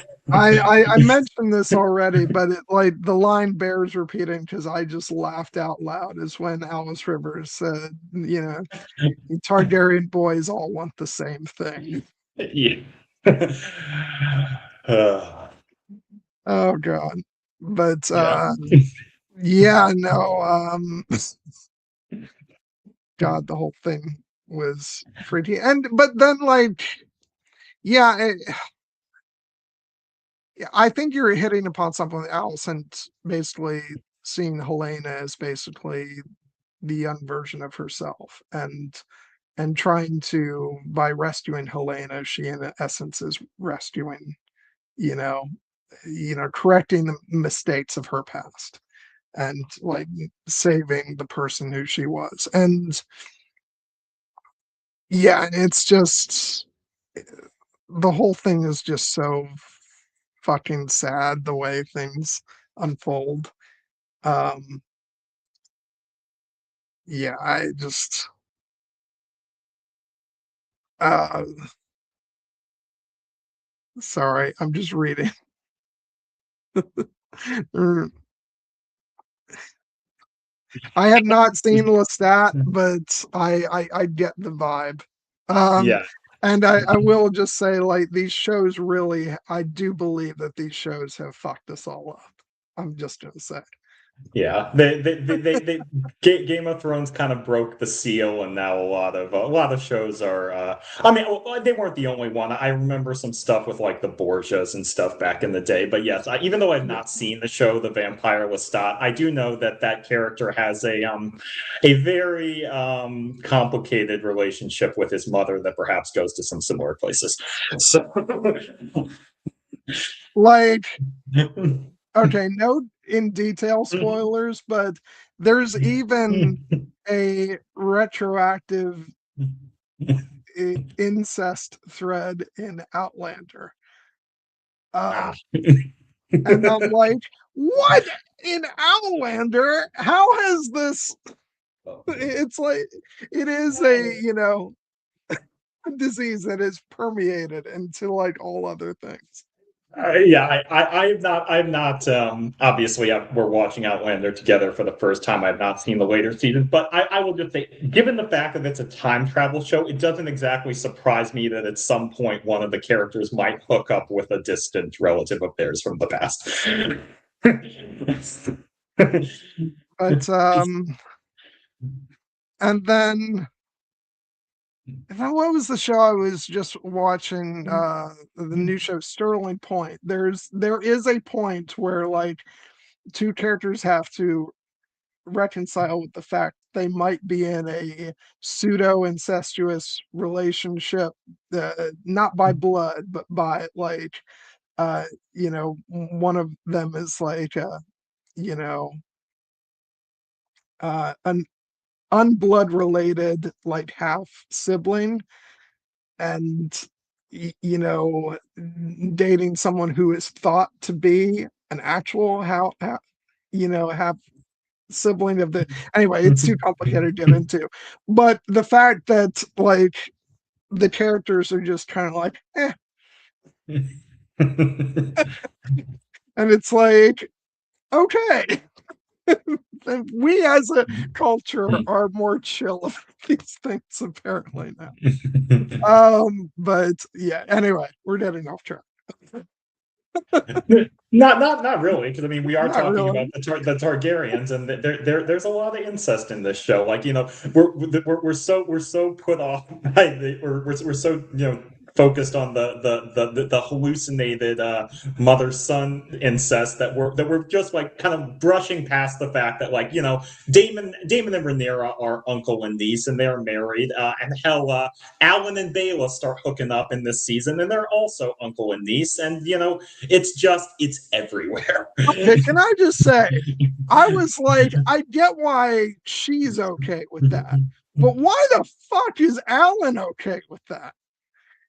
You know, Like, just because she's hot? Shouldn't he be a bit like, whoa, whoa? I mean, he is a Valerian too. It kind of strikes me a little bit like kind of like Jon Snow when he finds out Daenerys is his aunt. He's like he's disturbed by it, but he also doesn't like not still love her. So so things are. Again, this is the world, and of course, it all goes back to Jaime and Cersei in the end. Like that was what told us what we were in for in this show. No. Anyway, we were talking about character dynamics and and stuff. But yeah, no, we were talking so, about Alicent and Helena, and the fact that Helena is kind of represents a younger version of Alicent that she ultimately kind of fails to save. yeah, and you mentioned earlier about the fact that like Rhaenyra is constantly like throughout the season going to Alicent for advice, and then that gets extended to Helena when she has an actual dreamer, Yeah, at her disposal, and now she wants to use her own sister uh to basically confirm that she is, you know, basically the chosen one, and that her rule is, you know, um, preordained. yeah, preordained, um, and then she's so willing to go as far as she needs to go. She's gonna, which leads to the force feeding of Helena, and and ultimately everything that she does results in Helena taking her own life. But at the end, at the very end of the finale, what seems to matter more the than Helena taking her own life is what Helena was stitching, in the tapestry, which I just found so disturbing on multiple levels. And she seems in that moment to care so little for Helena that, as you said, she shuts the door. So it's like was important to her was the vision and not the lost life of her sister. And even in the face of that vision, she's going to plunge forward. Um, it's like there's just so many levels of things that are disturbing about the way this season leaves Rhaenyra, and like absolutely brilliantly done. But I'm just like I'm so heartbroken for everybody. Very few characters who emerge from the season unscathed. In fact, I would say none of them do. There are different more there are different levels, of course. Like for instance, like Alicent like doesn't suffer any like physical trauma, and I don't think she knows for sure that Helena has died when she gets the butterfly, vision at the end of the season. But deep in her heart, she knows. Like the moment that she agreed to leave Helena to go on this mission for Rhaenyra, essential. I think there might be some part of her that knew that like she was essentially leaving her daughter alone in this, this incredibly dangerous position, and there was a chance that she might not survive. And sadly, that intuition is proven correct. And so I will be interested to see where the character of Alicent goes, in season 4, because again, not that I care about such things, but this is off book in the sense that in the Fire and Blood, out when Alicent gets in prison because her dynamic with Rhaenyra is much more antagonistic. Allison basically is just imprisoned until the end of the war, and really she kind of fades into the background a little bit. Obviously, the show wants to give a major character, the brilliant actress like Olivia Cooke, more things to do. So they've given her this extra storyline to work through. But now like she's out in the world, and I'm wondering like will she link back up with her sons who she tried to have killed? Will she, go back to Rhaenyra? Will she, will she try to forge her own way? The possibilities for her character are wide open, but obviously, she will have much heartbreak to face before the end.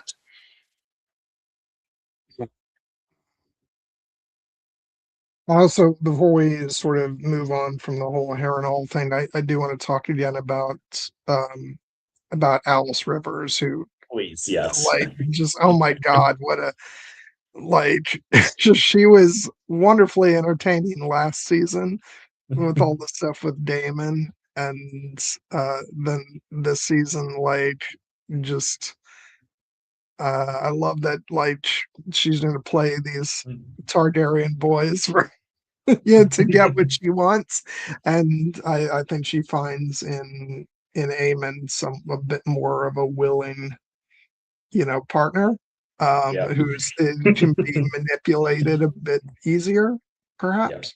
Um, but even so, that gets complicated by when Aegon shows up at the end of the season, and and I honestly like because of my lack of familiarity with the source material, um, I actually don't know what happens next with with those characters, and I mean I know that there's an Aemond, Damon show off at or showdown at some point. So there is that. But aside from that, I don't really know. And but I loved, when we in that scene where we find out more about Alice and and her background and history. Um, and I was a bit confused. Is that stuff in the book at all, or It is. in the histories, or is it a show only thing? It is not in the book. There are much like Melisandre. There are implications and insinuations that Alice is significantly older than she appears.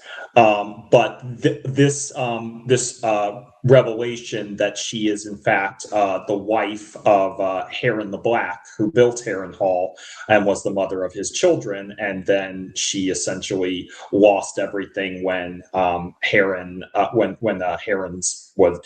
was burned by Aegon the Conqueror, and she had to essentially give her.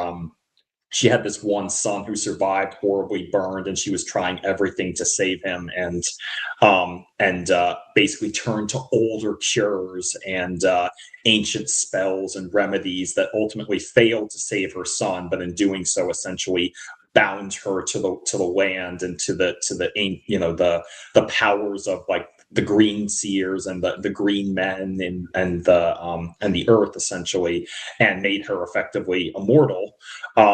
That's all like show backstory for her, and I think it's fucking great. I loved that scene so much. I thought it was fantastic. So yeah, I loved it, and let's see, what's the actress's name? uh, Gale Dale Rankin. Rankin. I think she's fucking amazing. Yeah. She's like she's really creepy, and but she's also feels like really like she evokes this otherworldliness and danger that Yeah. she like Damon made such a bad decision when he kind of brushes her off, Yeah. at the beginning of the season, and I'm like, oh Damon, what are you doing? Yeah. Good After all the role. shit you went through in season two, like you should be a bit more cautious around her, I feel. Good rule of thumb to go through life with. Don't piss off witches. They will find a way to make you pay.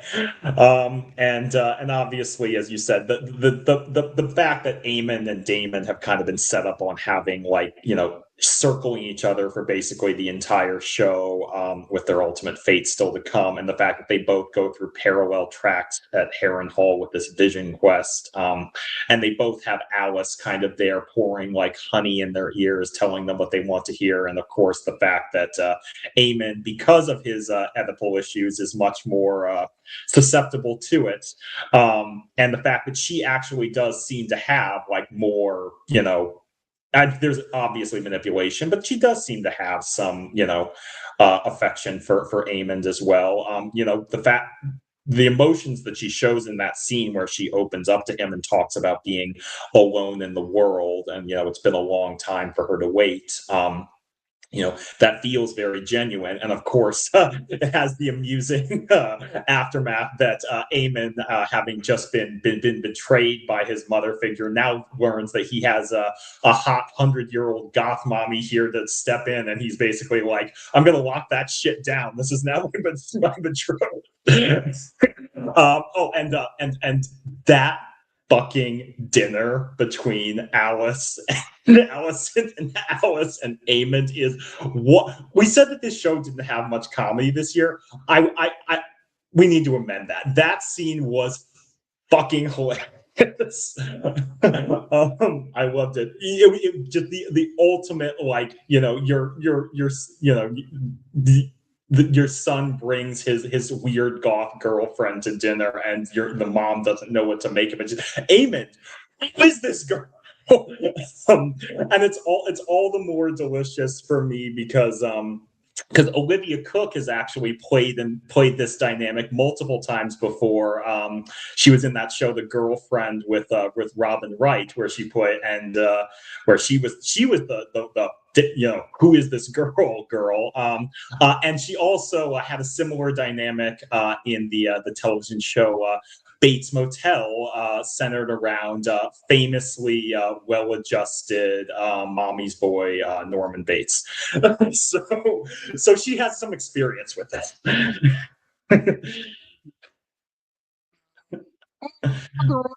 Great to see you. Hey, Thanks for popping in. Yeah, geez. Oh my god, that was all gloriously fucked up, and then like the culmination, when Aegon arrives. I'm alive. Yes. That one of my favorite line delivery readings in any of the three Game of Thrones, right up there with "I drink and I know things" and "Ben says to his aliens, Duncan." This is "I'm alive, imbecile." I watched that scene probably 30 times. No. In Tom Glenn Carney, like that scene belongs like in a museum for future generations of actors to study. The sauce that he put on it was legendary. I really want to take a moment to, like, hats off to Tom Glenn Carney. I think he is one of, maybe not now, but I feel like he has been one of the most underrated players on this show. And he's just like, he's so good. And a little bit of fun trivia, which we would have talked about this if we had done chats on the previous seasons. But what's really cool is that in the film Tolkien, which starred Nicholas Hoult, about the author J.R.R. Tolkien. Some of you might have heard of him. Tom Glenn Carney played the adult version of Christopher Wiseman, who is one of Tolkien's childhood friends, and who played the young Christopher Wiseman? Ty Tennant, who, guess what, also played the young Aegon Targaryen in season 1. And I just, like, That is like one of my favorite bits of trivia, that those two actors have played the younger and older versions of themselves twice now. That So that is pretty damn cool. And so I recognized uh both of these actors from, from that film, and especially Tom Glenn Carney. Um and this season he just really, I mean, he was good in the previous seasons, but he just really came into his own this season. As I said, it doesn't mean that like I look at Aegon and say, wow, he's a likable character now. Like, he is awful, but he is also supremely entertaining, and he goes through some shit this season. And as you said earlier, like, doesn't matter like how awful a character is, like if we see them go through hardships, it it endears us to that character as an audience. And the fact that he sinks so low, and then, has a genuine miracle happen, which is that his dragon basically comes back to life, you know, and is as fucked up as he is, you know, and he gets his big Dracarys moment, which is horrifying, but also pretty damn cool. um, and then gets to come back and, like, have his little brother at his mercy. Um, but get some of the fun taken out of it because Aemond has been through his, vision quest at Harrenhal this season, and has come to realize that he was in the wrong. Although I don't know, like Aegon was a really shitty older brother, so like I'm like, I get it. yeah. But it's just such a gloriously wonderful scene to come to see Aegon sort of rise from the ashes, and have this newfound confidence, and like, I can't wait for next season. For like, again, doesn't mean I want him to win, because I don't, but like, it is going to be fun seeing him come back from, you know the depths of where he is, where he's been this season, and be a force to be reckoned with his basically resurrected dragon. I think that's really cool. I think the writing has been spectacular for him, and yeah, like I said, performance wise, Tom Glenn Carney has just knocked it out of the fucking park. um and so yeah, it's just, it's really cool to see what they've done with that character. And I still want him to meet a horrible end, but I'm going to enjoy every moment that he's on screen until that happens. You're the odds are in your favor on that because I think most of the characters in this show are going to meet horrible ends of some kind.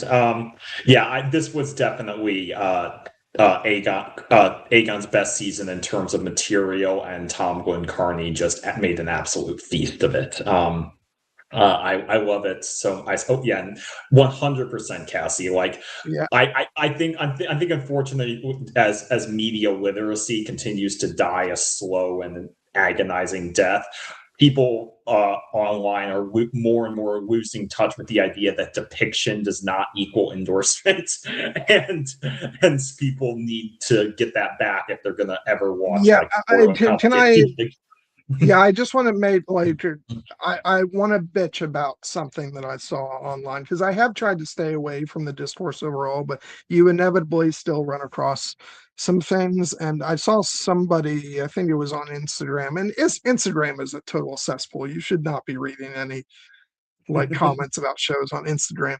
But like, the fact that because people were enjoying, Aegon's, rise from the ashes and his big moment, while condemning Rhaenyra for things that she does, that it's sexist. And it's like, no, because we don't suddenly think that Aegon is a good person. Like, it's okay to like have those moments where you root for despicable people because it's fun. And we expect, as I said earlier, we expect better from Rhaenyra. That's why it's, heartbreaking to watch some of the stuff that she does end up doing. Um and it's like, so I was just like, please, can we just, again, media literacy, as you said, like, I just, it's really difficult to watch these things because like I said earlier in the stream, like what Aegon does when he roasts all those soldiers alive, I wasn't suddenly going, that was an awesome thing to do, I support that decision. No, it was it was fun because of Tumblin Carney's performance, and because Aegon had sunk so low. So it was really fun to see him come back with, you know, to have a victory. But also, as I said, he's a horrible person. Um, so it's like, yeah, this whole thing where if you enjoy a character, you're somehow like supporting them as like virtuous or morally upstanding people. Like that's, it has bugged me for so long watching these shows. And it's the same people who said when Mad Men premiered all those years ago that Mad Men was a sexist show because it depicted sexist times and the sexist culture. And it's like, no. So yeah, sorry, I'm just a little grouchy about on this topic because it is really frustrating.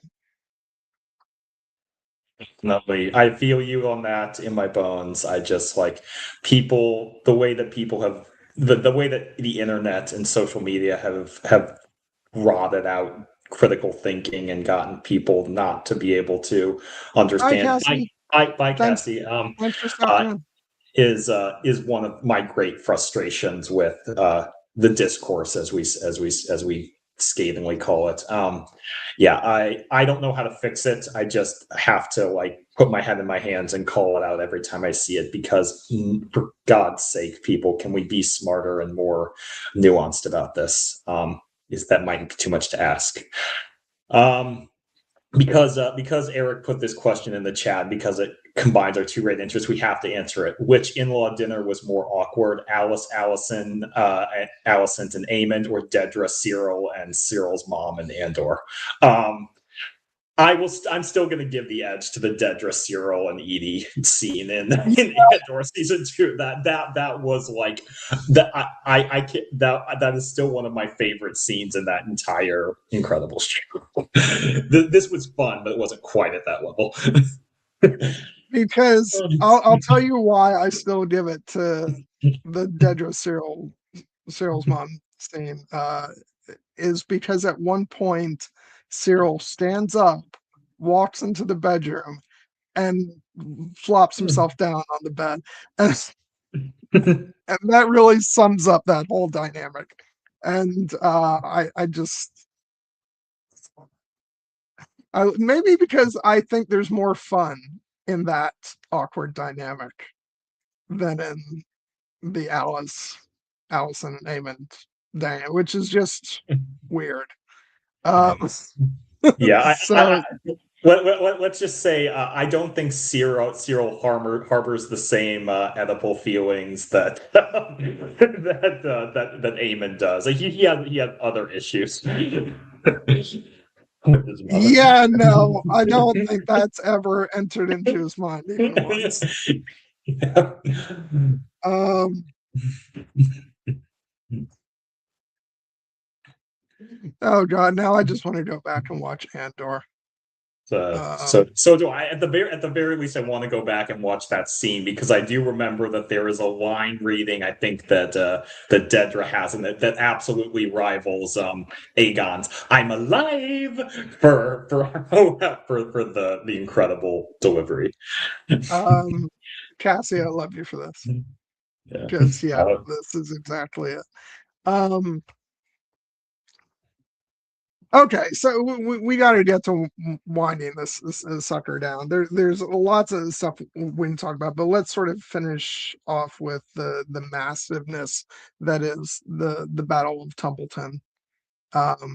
We touched on it a little bit when we talked about Ulf and his blunder, or Ormond's blunder in trusting him. Yeah.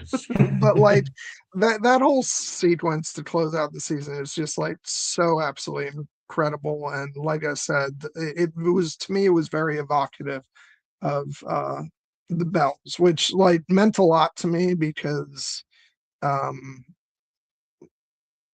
like if the sort of reaction among, or if the sort of way that the creatives view the end of Game of Thrones was in any way similar to sort of what's perceived to be the narrative online, then they wouldn't have touched those connections with a 1,000-foot pole. And so it was very satisfying for me to see them make those connections. And because it's a horrible thing when you unleash dragons upon a populace.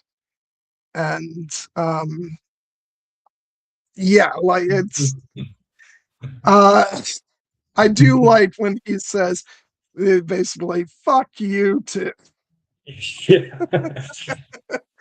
and and that is just a wonderful moment overall, because that's when somebody who unbelievably we haven't talked much about yet.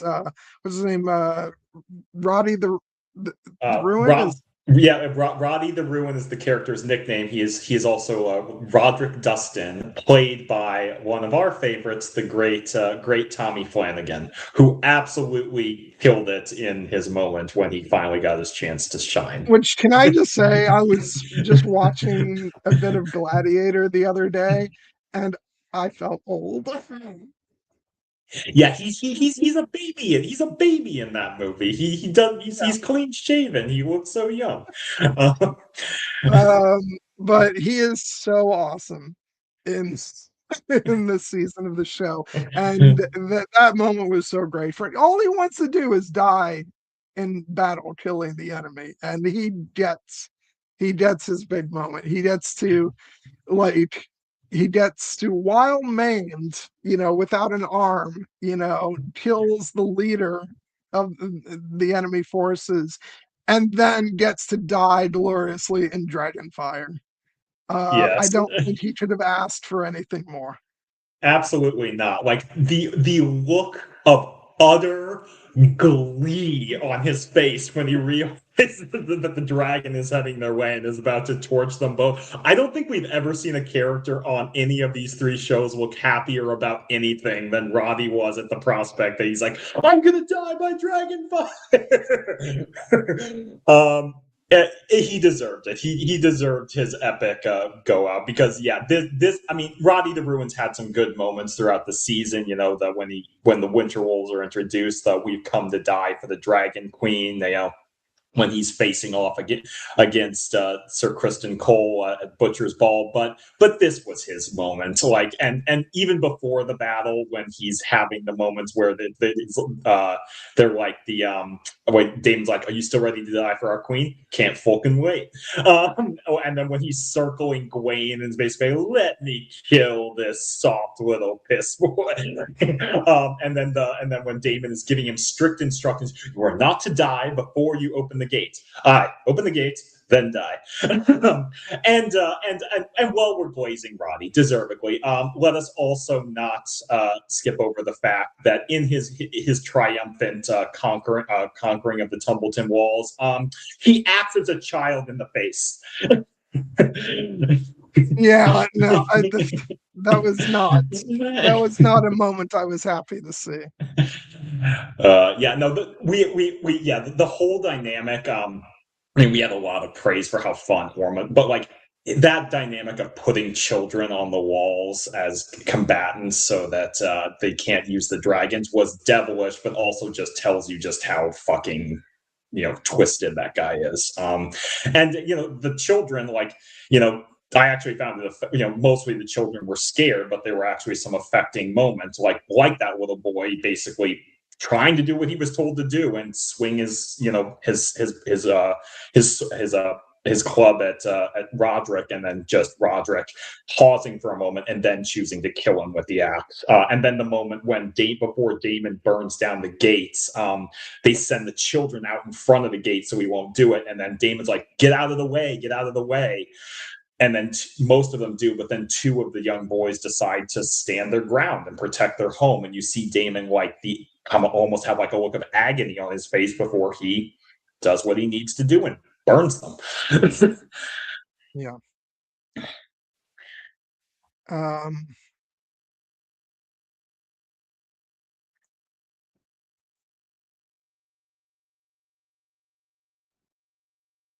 sorry, I'm just reading some Yeah. stuff. Yeah, we have no like concept on if the Winter Wolves are still a thing in uh at the time of Game of Thrones, do we? Or is Well, that it? I mean, I don't remember if they're mentioned in the original Game of Thrones series or not. I do think that one thing that's at play is, of course, the reason the whole Winter Wolves exist is basically anytime winter is coming, um, a large contingent of the older Northern lords who would presumably die during the winter basically are they're willing to walk out into the woods and basically die themselves, but in this case they have an opportunity to basically go die gloriously in battle. And of course, at the start of Game of Thrones, famously, it has been the longest summer in living memory, so perhaps they were not as prepared for the prospect Okay. that they would need to.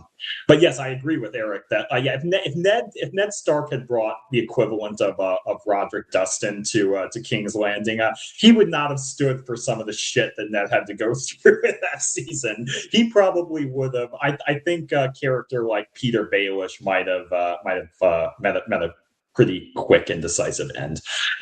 Yeah, no, like, and here's the thing, like, I'm not interested in coming up with some kind of reasoning as to, like, you know, why that wasn't the case. I'm like, as Eric says, uh, you know,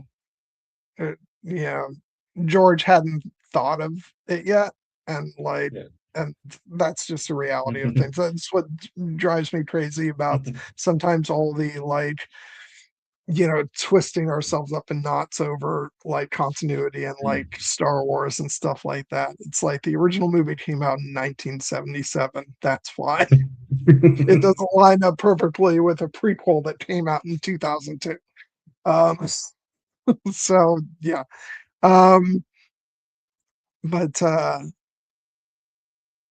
yeah, no, it's like, and again, like I mentioned this before, I just love this show kind of like these shows, I should say, like showing the devastation of when you have these beasts that you can't really control what they're going to do, and the devastation, and the fact that like you know again there's that look on Damon's face, which is not just like this was not the plan. This is not what he was going to do. But I think when he sees the devastation that has been wrought, and he knows that he fucked up. And yeah, uh, yeah, Eric, you're right. It's, I think sometimes people expect way too much of showrunners, or authors or showrunners, like that they have all the answers at all times, or that they should. And it's like, no, that's not the way like creation works. And particularly for George R. R. Martin, who has famously described himself as a gardener when it comes to his writing, we know that he doesn't have everything being mapped out, or it wouldn't have taken him 15 years to write a book that he's never going to finish. Yeah. And again, like another part of this fun about which just struck me, I touched on this earlier, but just the fact that like that Ormond is this like great tactician, but he makes a colossal blunder in like pinning his plan on Ulf the White. And the fact that he spends the majority of the battle just running around. Has anybody seen Ulf? The Dragon Rider Ulf the White. And it's like, Yeah. you fucking idiot. Yeah. He honestly he one of the things that made him, he was one of the reasons he was able to turn Ulf was because Ulf was ultimately had kind of a lout, and when kind of he saw a chance basically to use this person as a tool, but unfortunately that means that he saw him as a tool and not as a person who has uh, some issues regarding essentially being treated and mocked, and giving Ulf the White basically the equivalent of nuclear launch codes when he's waking up from a hangover was a poor decision on all sides. Funny because I remember as I was watching the episode, I'm like, is something else going on here? It can't be as simple as Ulf just passed out somewhere, right? And it's like, Yes, no, that's exactly what happened. And but then it is how Ormond reacts upon finding him that decides the fate of everybody in Tumbleton. And like I was waiting for the other shoe to drop from his line at the end of the previous episode. Um, no, they'll burn. yeah. And the fact that then that turns out to be, well, everybody's going to burn because I was humiliated. And it's just, it's really good. Like, and do we actually see Ulf's fate at the end of the episode? Or is No, it, he's still on his dragon, and his dragon is flying around, and Caraxes is flying after him, and actually Vermithor, Hugh Hammer's dragon, is flying after them as well, because those two dragons are bonded essentially, which is one of the sweetest moments of the season when Vermithor and Silverwing have an opportunity to basically do a little dragon necking, like showing their affection. People latched onto that for good reason. But no, we do not see Ulf's fate, and I'm going to be interested to see, because of course, it is in the books that Ulf, he becomes one of the two betrayers who turns on the blacks and joins the Greens and burns Tumbleton. Again, it's interesting that they didn't have Hugh also do that.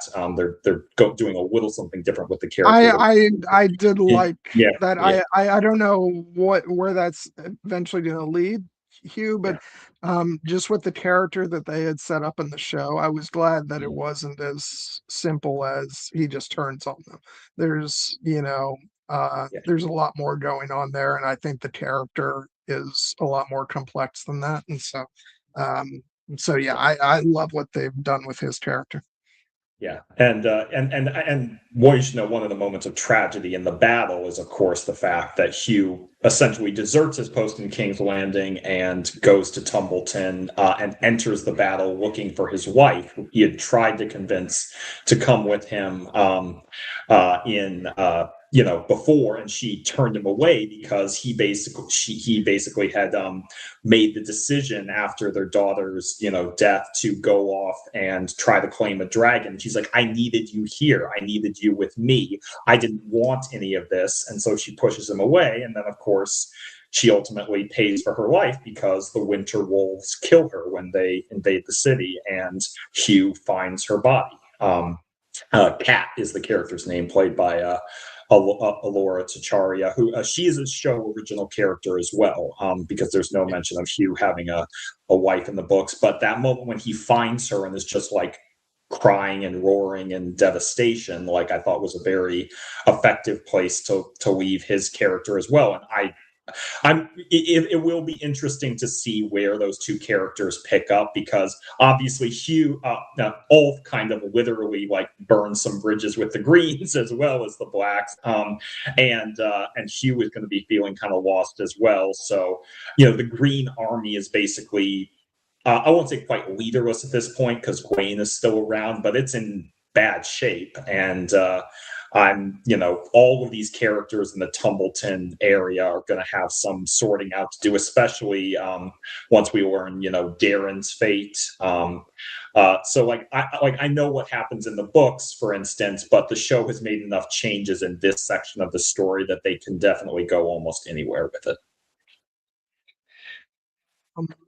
As somebody who we haven't touched on, I want to make sure to discuss her before we start to wrap this up. Is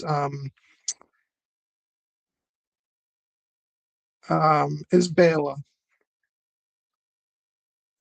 Bela and Reina, or just because we haven't talked about both of them, I think, and I really do want to talk about Reina too. We made sure that. Hold on a sec.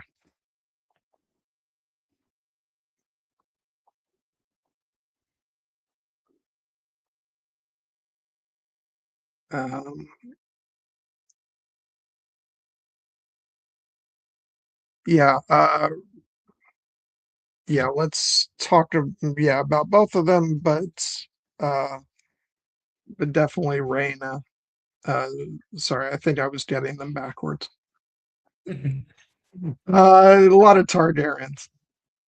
A lot of Targaryens with similar sounding names. It's yeah. Yeah, because she has a rough time of it this season. Yeah. Like I say that like it's a lot of people are having tough times, but she is quite literally having to be out in the middle of nowhere hiding for most of the season. And you alluded earlier to the uh to her relationship with Damon, and yeah, I think it is one of the more endearing, sort of moments for Damon in this season where he's actually really concerned for her and scared, uh, you know, of how Rhaenyra is going to react if he finds out, that she was responsible for Jace's death. Um, and yeah, I'm still not like, again, like, I don't know what her ultimate fate is. But like, I'm still, especially with the turn that Rhaenyra is taking, I'm like, I'm scared for her in a Fredo way. Like she seems okay for now, but I'm just waiting until she gets taken out on a boat and shot in the back of the head while saying Hail Mary.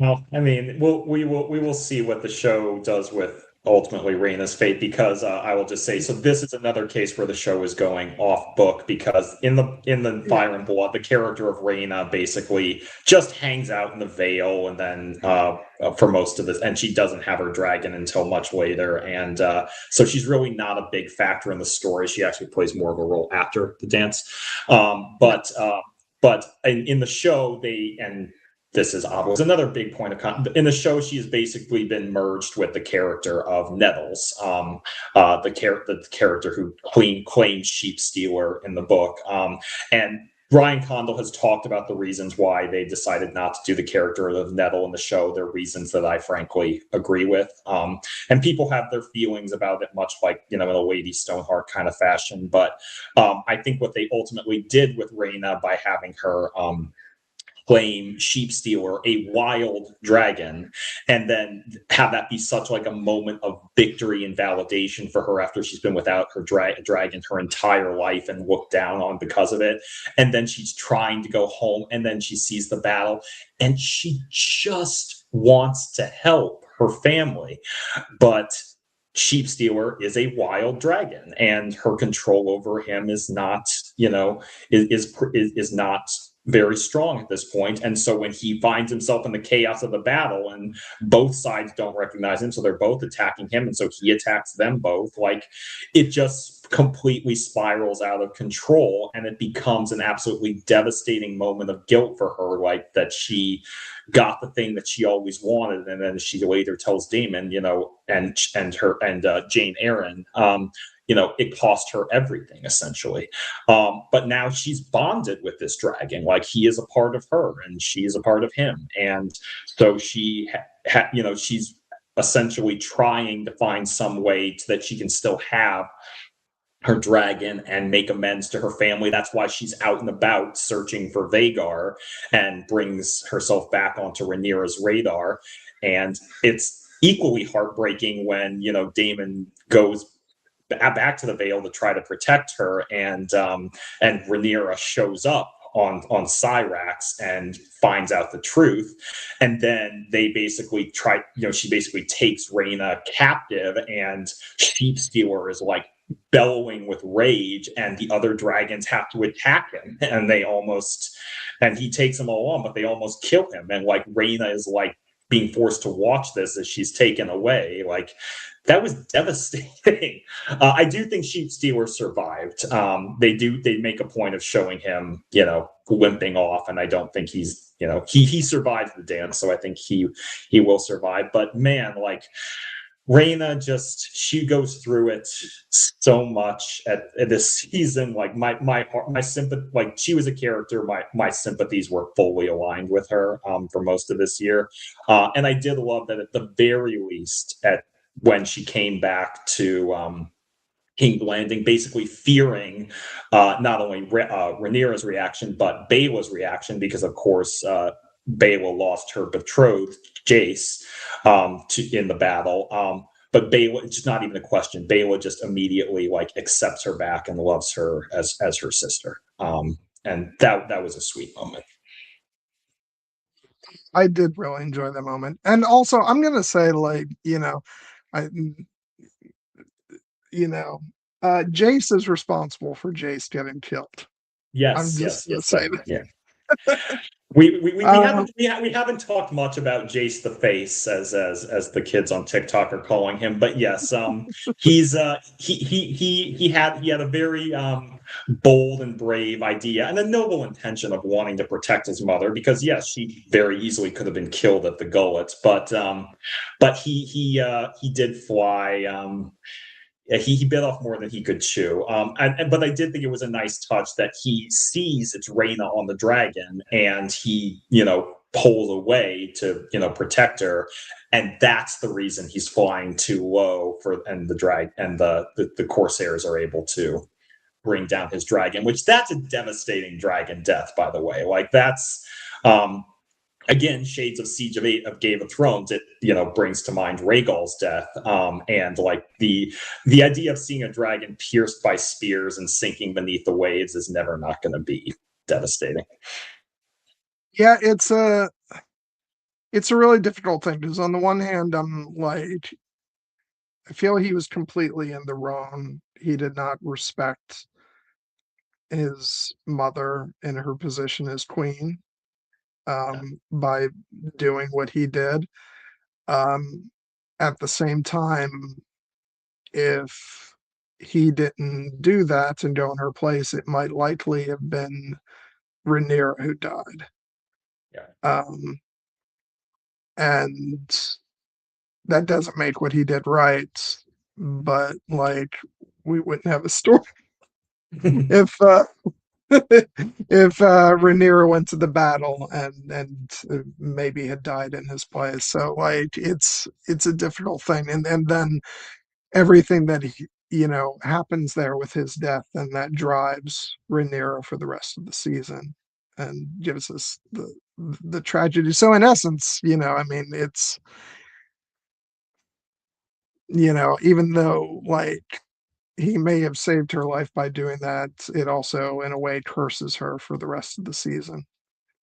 And it's yeah, it's and I do also want to say, like, we've been talking a lot about Rhaenyra's choices and the things she does throughout the season, but something that's, we haven't really explicitly said, which I feel should be said, is like, and I'm thinking mostly now of the scene where Jace's body comes back to Dragonstone, is what a fucking amazing performance Emma Darcy delivered.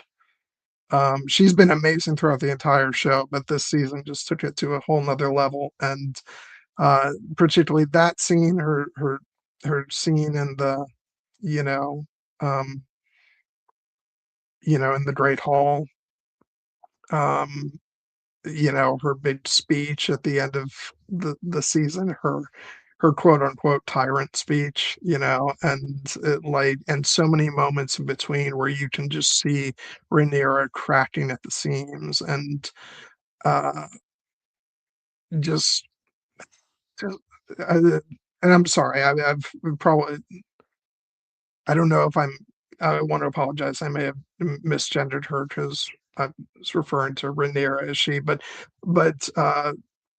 but no, Emma Darcy, like they are just have been killing it with the performance, um and just I hope they get recognition for it. I don't know how well, the show will do this season at like awards or not, but really like to see her I'd really like to see them get recognized for for their performance, because I feel like it was out of this world, and like so many people are so great on this show. Like also, you know, um,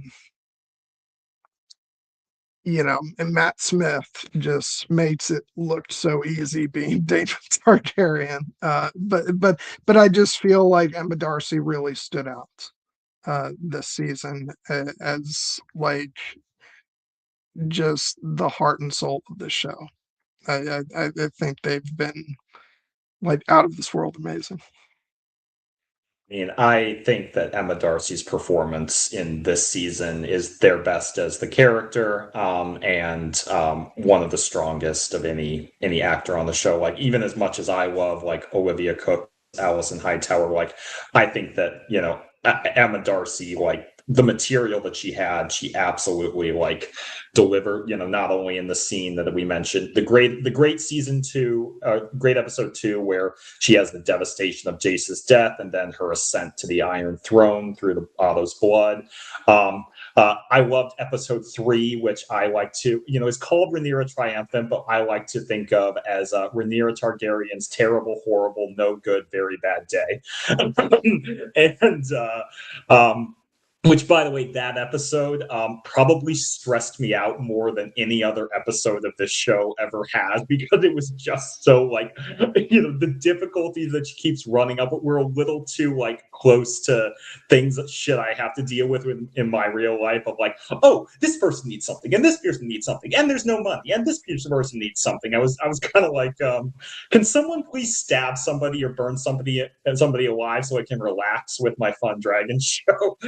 um, but then also her performance in the finale, especially, which the costume change for one, her her new look with the chainmail and essentially the armor, whereas the showrunners have said she really is trying to shed the prisons of femininity, and she looks like a king in that scene, and that's very intentional, obviously, because Rhaenyra is essentially trying to prove that she's legitimate, and in this world they see a king as more legitimate than a queen.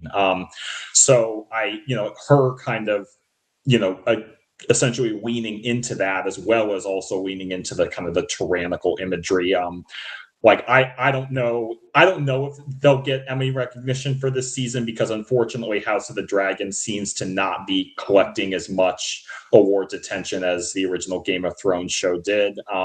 But they absolutely deserve it. And and so I hope that voters remember them when the time comes. And yes, I acknowledge sometimes the frustrations of Emma Darcy is a non-binary actor with they them pronouns, but they are playing a female character in the show, so sometimes we will refer to she, and it's the character, and it's easy to get those wires crossed. I just want to apologize. Unfortunately, it is like when you're jumping back and forth between talking about the character and the actor, like our wires Yeah. can get crossed when we're trying to, you know, um, think of things to say. So I do want to apologize for that. I think we both have the best intentions with that. Um, but yeah. So just bottom line, I loved this season. Um, Like, it didn't always, like, make me feel the most positive because as we said at the beginning of, our conversation, like, it is a dark show, and, but like, even today when I didn't have time to rewatch the episodes, but, like, I did rewatch 2 scenes in particular, one of them being, in Queen's Landing, the whole final sequence with Rhaenyra and Daemon, landing, on Dragonback in the city, and then the whole scene in the throne room. And then I watched Rhaenyra's speech in the finale. And even just watching those scenes, I was like, I got caught up in the drama and the just exquisite production value and writing and performances, and it just reminded me of how fucking thankful I am that we are still enjoying Game of Thrones content, on television between this and A Night of the Seven Kingdoms. And apparently we're getting an Aegon's Conquest film in theaters. Um, Holy shit. That's gonna be cool. Uh, and like, it is easy for me to like get sort of bitter and sarcastic about you know, the lack of like written material from George, and I take a lot of glee in that at times. But this is precisely why the television, and visual medium side of the Game of Thrones franchise means so much to me because that really is where my love of the story has sort of been allowed to grow and flourish over the past how many years? 15 years. And so like, whereas I know a lot of people have their issues with the various adaptations, and they don't like this, they don't like that, they have problems with showrunners or what. That's just not me, and it's never going to be me. I love getting to sit in this world and experience these stories and watch actors bring these characters to life, and and it's something that honestly I'm fine with it sticking around for as long as they have stories they want to tell because it's one of my favorite fictional universes. And yeah, so like I know there's questions about I know like the next season of House of the Dragon will be the last for this show.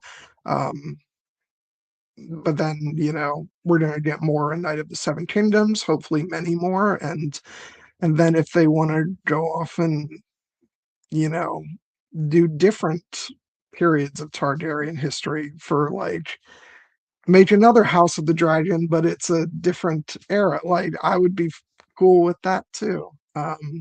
Or if they want to go into like another family and do something else with that. I just love enjoying these stories in this world. I think it's continues to be so much fun, even when the stories are making me depressed. Um, but there's also hope and excitement that goes along with that. So, um, but yeah, so just thank you for everybody involved in the creation of the show and in all the Game of Thrones shows, because uh, not only do I just love being in this world, but it's allowed me to meet a lot of wonderful people who are now among my very best friends. So yeah, it's uh, it's been a huge pleasure to to enjoy these shows and to sit here and talk about them with you. It's funny, for the longest time we weren't doing Game of Thrones stuff, and now it feels like the most natural thing in the world for you and me to be sitting down and talking about it.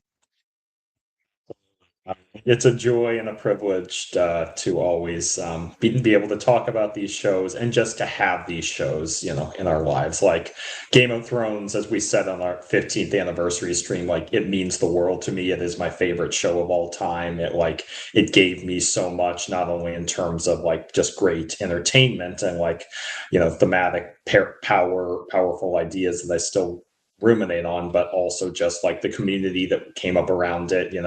I talked about like my friends on the old site, Watchers on the Wall, the larger Twitteros community, and then of course you and I, John. Game of Thrones was our big thing that connected us as friends, and the fact that we still have that bond, 15 years later, not only because we, have kept it going, but because we still have new shows in this universe to discuss. I just think it's a gift. And I thought that this season really it reminded me like how special the world of Westeros on HBO is, and how much I will miss the show when it eventually ends, and how much I would just want them to continue to make new shows in this world, whether it's continuing A Night of the Seven Kingdoms or a new prequel series, or perhaps the rumored sequel series. If they want to do Arya Stark going west of Westeros, I'm on board. Um, but yeah, it's just this. I don't like. I haven't had time to think about like, is this my favorite season of House of the Dragon, or is this like, how does it stack up overall in the Westeros, canon? But I can say that this is probably the most fun that I've had watching a season of House of the Dragon, because, again, this was a season where I really just kind of felt like I could enjoy the show as the show, and as it kind of emerged into its own entity. So it's a wonderful experience, and now we got to wait 2 whole damn years for the next one, but we'll find things to tide us over. We're gonna have the next season of A Night of the Seven Kingdoms Yeah, next year, so we got that, and we also got Ahsoka season 2 coming in and January. we do, and we have the Rings of Power season 3 in November, so Yeah. so there will be lots of good stuff. Um, Um, I'm sorry, like I'm still like sitting here cracking up. I was looking at the Ahsoka, entry on Disney Plus, and it has season 1, and the date is 2023, and I'm like, and we're getting season 2 in 2027. I mean, Jesus Christ, Jared. Yeah, I mean, we talked about this, the fact that there are larger industry trends. That means we're not only getting shorter seasons, but they are taking longer and longer to make. And I will continue and forever marvel and acclaim the great artisans who made Game of Thrones every single year, like, annually. Yeah, And it was just a remarkable that what they accomplished. Best crew in the history of television, as far as I'm concerned. Um, yeah. but yeah, it's but House of the Dragon, like I get dragons be expensive. So like if you need 2 years to render all the goodness that awaits us in season 4, I'm okay with that. Just I'll be eagerly anticipating its return. But yeah, I did want to mention a couple of quick actors who we haven't mentioned, just as like a quick hit before we wrap up.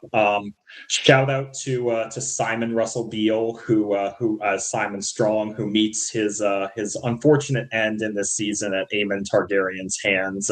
He was such a big part of season 2 that it was clearly like, again, if this had been the season 2 finale, he would have died in that and been a one season character. I was happy to see him come back for this for an encore, even though it's not a good it did make yeah. sense seeing the way he went out. You can tell it would have been a very natural, like, one season arc.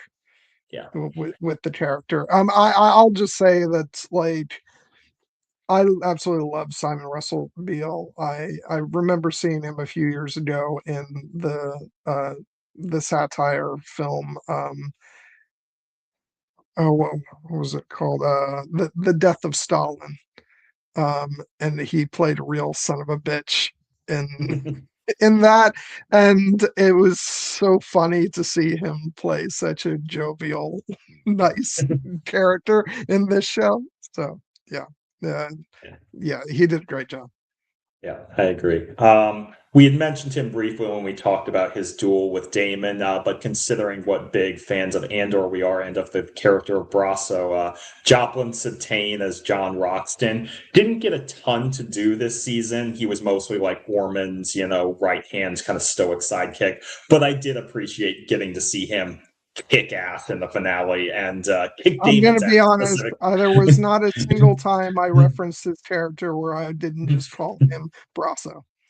Yeah, it's so he is Brasso. Even though in this, Brasso was famously a very warm and kind-hearted soul, and John Roxton seems to be kind of a bit more of a bastard, but in the attitudinal sense. But again, so watching him beat Daemon Targaryen into a bloody pulp was fun, and his character does survive Tumbleton, so it'll be interesting to see where he is next season without Ormond. While we're on the subject of Andor alums, just because I'm always on the lookout for any connection with actors who have played roles in both Star Wars and Game of Thrones, I will note the actor who plays Kat's brother, Leo. His name is Abdin Galea.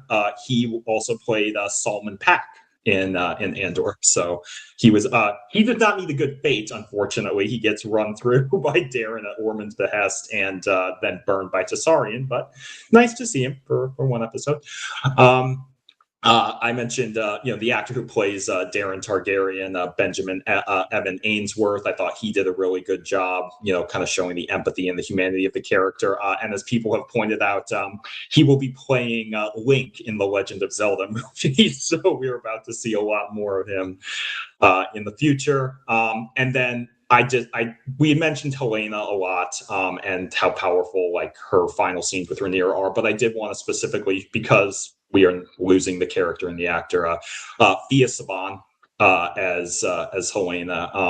I thought that she was extraordinary throughout her entire run of the show, playing a character who is a challenging character to play because it is strongly implied that she is neurodivergent and she, doesn't always get the big emotional scenes, and so she can be somewhat distant and removed. But the emotions that were on her face, in her final moments, the happier moments earlier in the season when she thought she was getting out to, raise her chickens. There's the great moment on the battlements where Alison's trying to get the guards to stand down. She has Helena step in. Helena's like, "I will not have any beast harmed."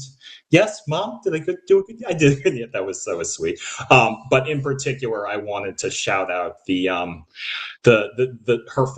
scene with Rhaenyra, where Rhaenyra is trying to basically get her to tell her more about like the dreams and things, and she starts to tell an anecdote about this beetle, this beautiful beetle that lives only in King's Landing and sustains itself on the waste of other creatures, which is a very pointed metaphor, but she loves it because of its natural, kind of natural iridescence and its mystery. And when Rhaenyra's like, that's nice, and then she just gets to, get the absolutely cutting line.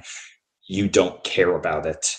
You're pretending all the things you care about are ugly. You are ugly.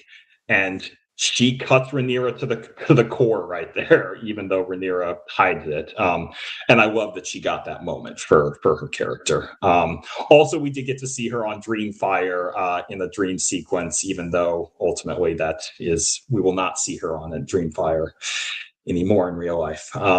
So I just thought that it's I mean I know a lot of people love Thea Saban as the character. They actually the Game of Thrones YouTube channel put out an ASMR with her voice because people just find it so soothing. But I thought that she was exceptional, and that final shot of her dead with the spikes impaled through her neck is haunting, but she looks almost like angelic in that scene. And it's a reminder of what was lost. And I do have to say, I don't know if it's exactly the same window that Tommen went out of in season 6, but it's a pretty similar view of the set. And if that's the case, then that was a very very choice parallel that they decided to draw. I was going to say that the shot of her impaled was very reminiscent of the way they shot her during the funeral in season 2 early in the season, and I thought that was a beautiful if haunting metaphor, not metaphor, parallel. Yeah. And yeah, just she did an amazing job. She was such a fantastic presence on the show, and yeah, it's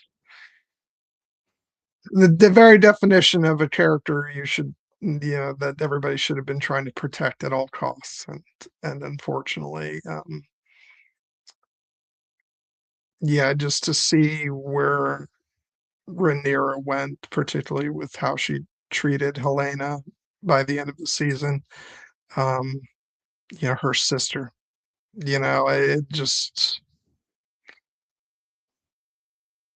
yeah, the very disturbing and haunting, and yeah, I'm afraid to see what we're going to get from Rhaenyra next season. Um, I love the character, and I'm gonna be, with her through, thick and thin next season. But it is gonna be. It was heartbreaking seeing some of the things she did this season and choices she made, and I imagine that will continue. So. Just to go behind the scenes real quick, just to shout out some of the directors from this season. Claire Kilner, a veteran of the show, she had some great episodes. She directed Queen's Landing and Rhaenyra Triumphant, as well as Tumbleton. Lonnie Pestier directed the premiere and I think episode 6. Nina Lopez Cordado directed episodes 5 and 7, and then Andre Pereg directed episode 8. Obviously, writers Ryan Condal, Sarah Hess, Philippa Goslett, David Hancock, Zenzel Price, Ty Mickle, Cheyenne Popet. Some of them are new, some of them have been on the show before, but I thought they all did a really good job. And then I won't let us do it. I won't let us end this stream without talking about Ramin fucking Javadi, because that man, I'm sure he's well compensated for his work on these shows, but whatever they're paying him, it's not fucking enough. Like, he killed it again. It is rather shocking that we haven't spoken about him yet, but in a way it's fitting to end on him because this, I don't know if it's his best work in the history of Thrones, because there are certain like themes from Thrones that are so like amazing and iconic. But what struck me was about the sort of, I don't even know how to describe it, almost a narrative cohesiveness of his score for this season. The way that, you've got like the big themes, like the Game of Thrones theme, and and certain like character motifs, but there was this very unnerving piece of string music throughout the season that played especially over like everything going on with Rhaenyra, and I just thought it was so effective and so like it just made your skin almost crawl throughout the season, and it put you on edge immediately. And I do think that I think his score for this season was one of his greatest achievements. Uh, in all the time that he's worked on these shows, and um yeah, and I just went ahead and purchased the the soundtrack the other day. It's not there's no CD release, so I had to settle for the digital version, but yeah, I just thought he knocked out the park, and it's interesting because and I've mentioned this before, but when he started off on season 1 of Game of Thrones, um, I thought it was serviceable work, but up until the last 2 episodes, I did feel eh, you know, I just didn't necessarily feel like it was the kind of score that a world like Game of Thrones deserved because like I said, it was a competent score, and he did a good job, but it felt like something like Game of Thrones was deserving of, you know, uh, someone who would bring a bit more to it. But here's the thing, he has grown so much over the years of composing these shows, and already, as soon as he moved on to season 2 of Game of Thrones, I think you could feel the major step up he took in his confidence as a composer and in sort of what he was bringing to it. And then that continued on season after season after season, and now you can't imagine anybody else, right? I mean, well, we have had somebody else writing the music uh, in Night of the Seven Kingdoms, but in terms of when you think of Game of Thrones and music, you do think of Ramin Djawadi, and you can't imagine it now any other way. And so, I think it's a real like what's the word? A really great example of somebody who perhaps when he started maybe did not have as much experience as maybe some other composers might have, but he rose to the fucking occasion. And and like he's just he's given so much the identity of this world, and he deserves all the praise in the world. And there are moments I watched the fucking episodes, and still, when I got to the end of the soundtrack album and it started with some of the Tumbleton material, the battle stuff, and there's these really aggressive pulse pounding drums and stuff like that. I was like, oh, holy shit. Um, he just did such an amazing job. And like I said, so much of the score this season was unnerving, intentionally so. And I think that that did so much for us getting put into Rhaenyra's psyche throughout the season. So yeah, he knocked it out of the fucking park this season, and I cannot wait to see the work he's going to deliver uh, with the final season. And then, dare I say, one would hope that he's given the scoring duties for when they do the Aegon's Conquest film, because anything else would be a crime. For sure. He is I mean, I thought his work this season was exceptional. I'm surprised to hear you had some reservations about his work in the early seasons because I loved it from the jump. Maybe it was just the main theme was so instantly iconic, but I Yeah, yeah. the main theme was great. I just and it's only because you know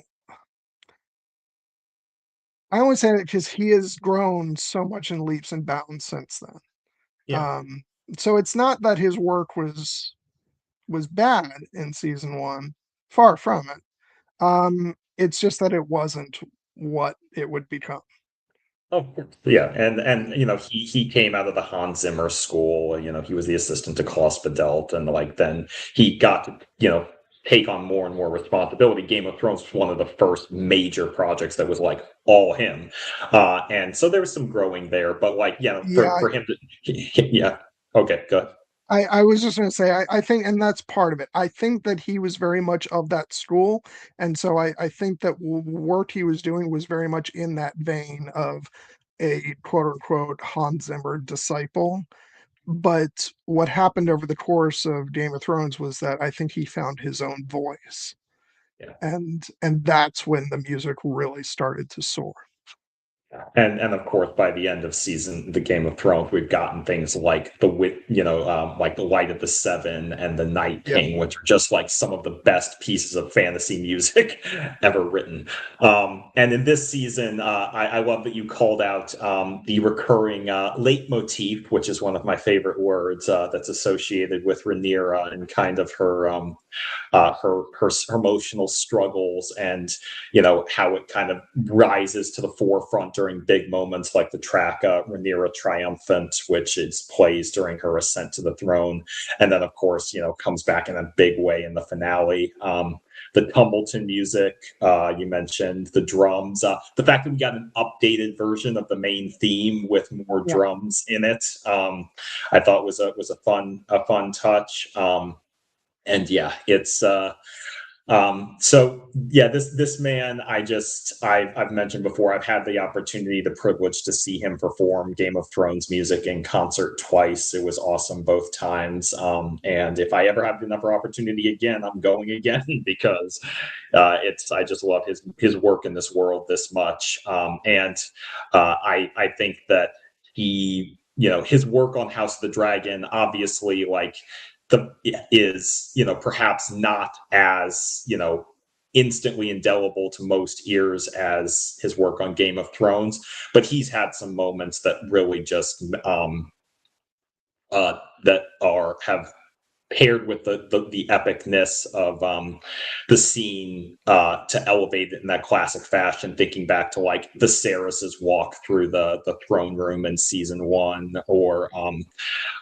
and in particular, I think that this season it was one of his strongest scores for this show, at least. And I can only imagine what he has in store for us in season four with all the epic moments that await. But I'm just I he is truly like as people called George Lucas called John Williams the secret sauce that made the original Star Wars work. Ramin Djawadi definitely. Game of Thrones would not be with what it is without his score. It is a beautiful and essential part of this world. Yeah, I think like because I've had conversations with plenty of my friends who do not agree with our take on season 8 of Game of Thrones, but I've never once had anybody say to me that they thought that Ramin didn't bring it, throughout the entire series. So like, yeah, I think Ramin's music is perhaps the one thing that everybody can agree on. Um, just absolutely amazing, and yeah, I just and you keep talking about how you've gotten to go see the score performed live, and I'm like, just keep rubbing it in, Jared. Hey, it is. I'm not bitter at all.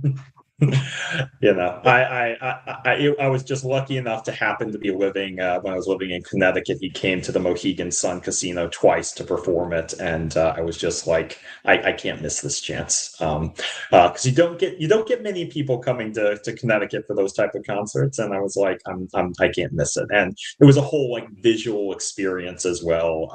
So yes, if you ever get the opportunity, John, you should absolutely seize it. Yeah. So okay, so that's gonna wrap things up. Yeah, we'll just talk a bit about what we have coming up because we have planned some stuff out.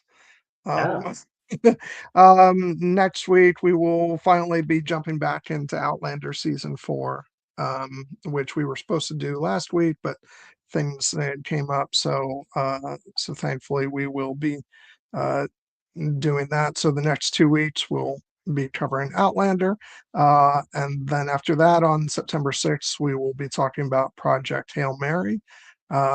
And then after that, we'll be diving into Mortal Kombat, which we were supposed to do some time ago, but it got pushed to later. So looking forward to that. And then we got some other stuff planned down the line that we'll get to uh, when they get closer. But yeah.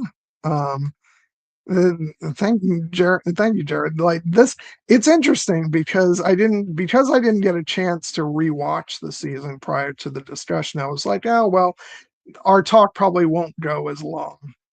Um, of course, I was dead wrong about that, and there's still plenty more stuff we could have talked about as well. So it's Game of Thrones. What do you expect? Of course, but but yeah. So, and thank you everybody who tuned in tonight. Great to, even we saw some people who we haven't seen in the chat before, so that was nice. And yeah, but yeah, you got anything else to say before we finish up, Jared? No, it just this was a lot of fun.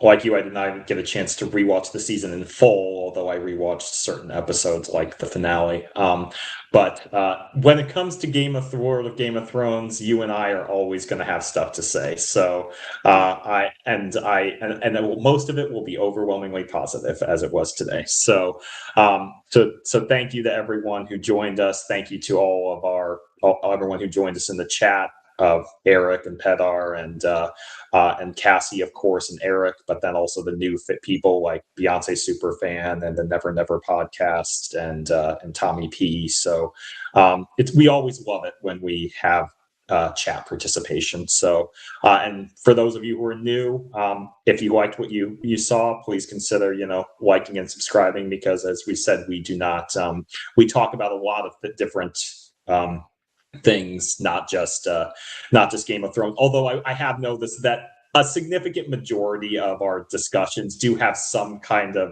sci-fi or fantasy lean to them, but that's just because that's what we love. I'm also just going to say, because you were mentioning the people we got in the chat, I was just going to say, in reference to Beyonce super fan, like, isn't that redundant? Isn't everybody a Beyonce super fan? That there are different levels even among super fandom. So that's true. Your number. But yeah, thank you all again for tuning in, and yeah, come join us next week for Outlander season 4, which I still have some rewatching to do. I did get the first 3 episodes in last week, so yeah, looking forward to diving back in, and it's really fun for me because it's been a while since I've seen these episodes, and so like it's been fun to sort of reacquaint myself with, oh that's right, that happened, and there's this character, and yeah, it's and I'm like, I recognize that actor from this other show. So yeah, looking forward to diving back into that uh next week. So yeah, I hope you all have a wonderful night, and yeah, and winter is coming. Always is, even That's when all. even when the Starks are not as big of a presence, we know they're always right eventually. Yeah. All right. Yeah. See you guys later. Have a good night. Bye. Take care. Bye.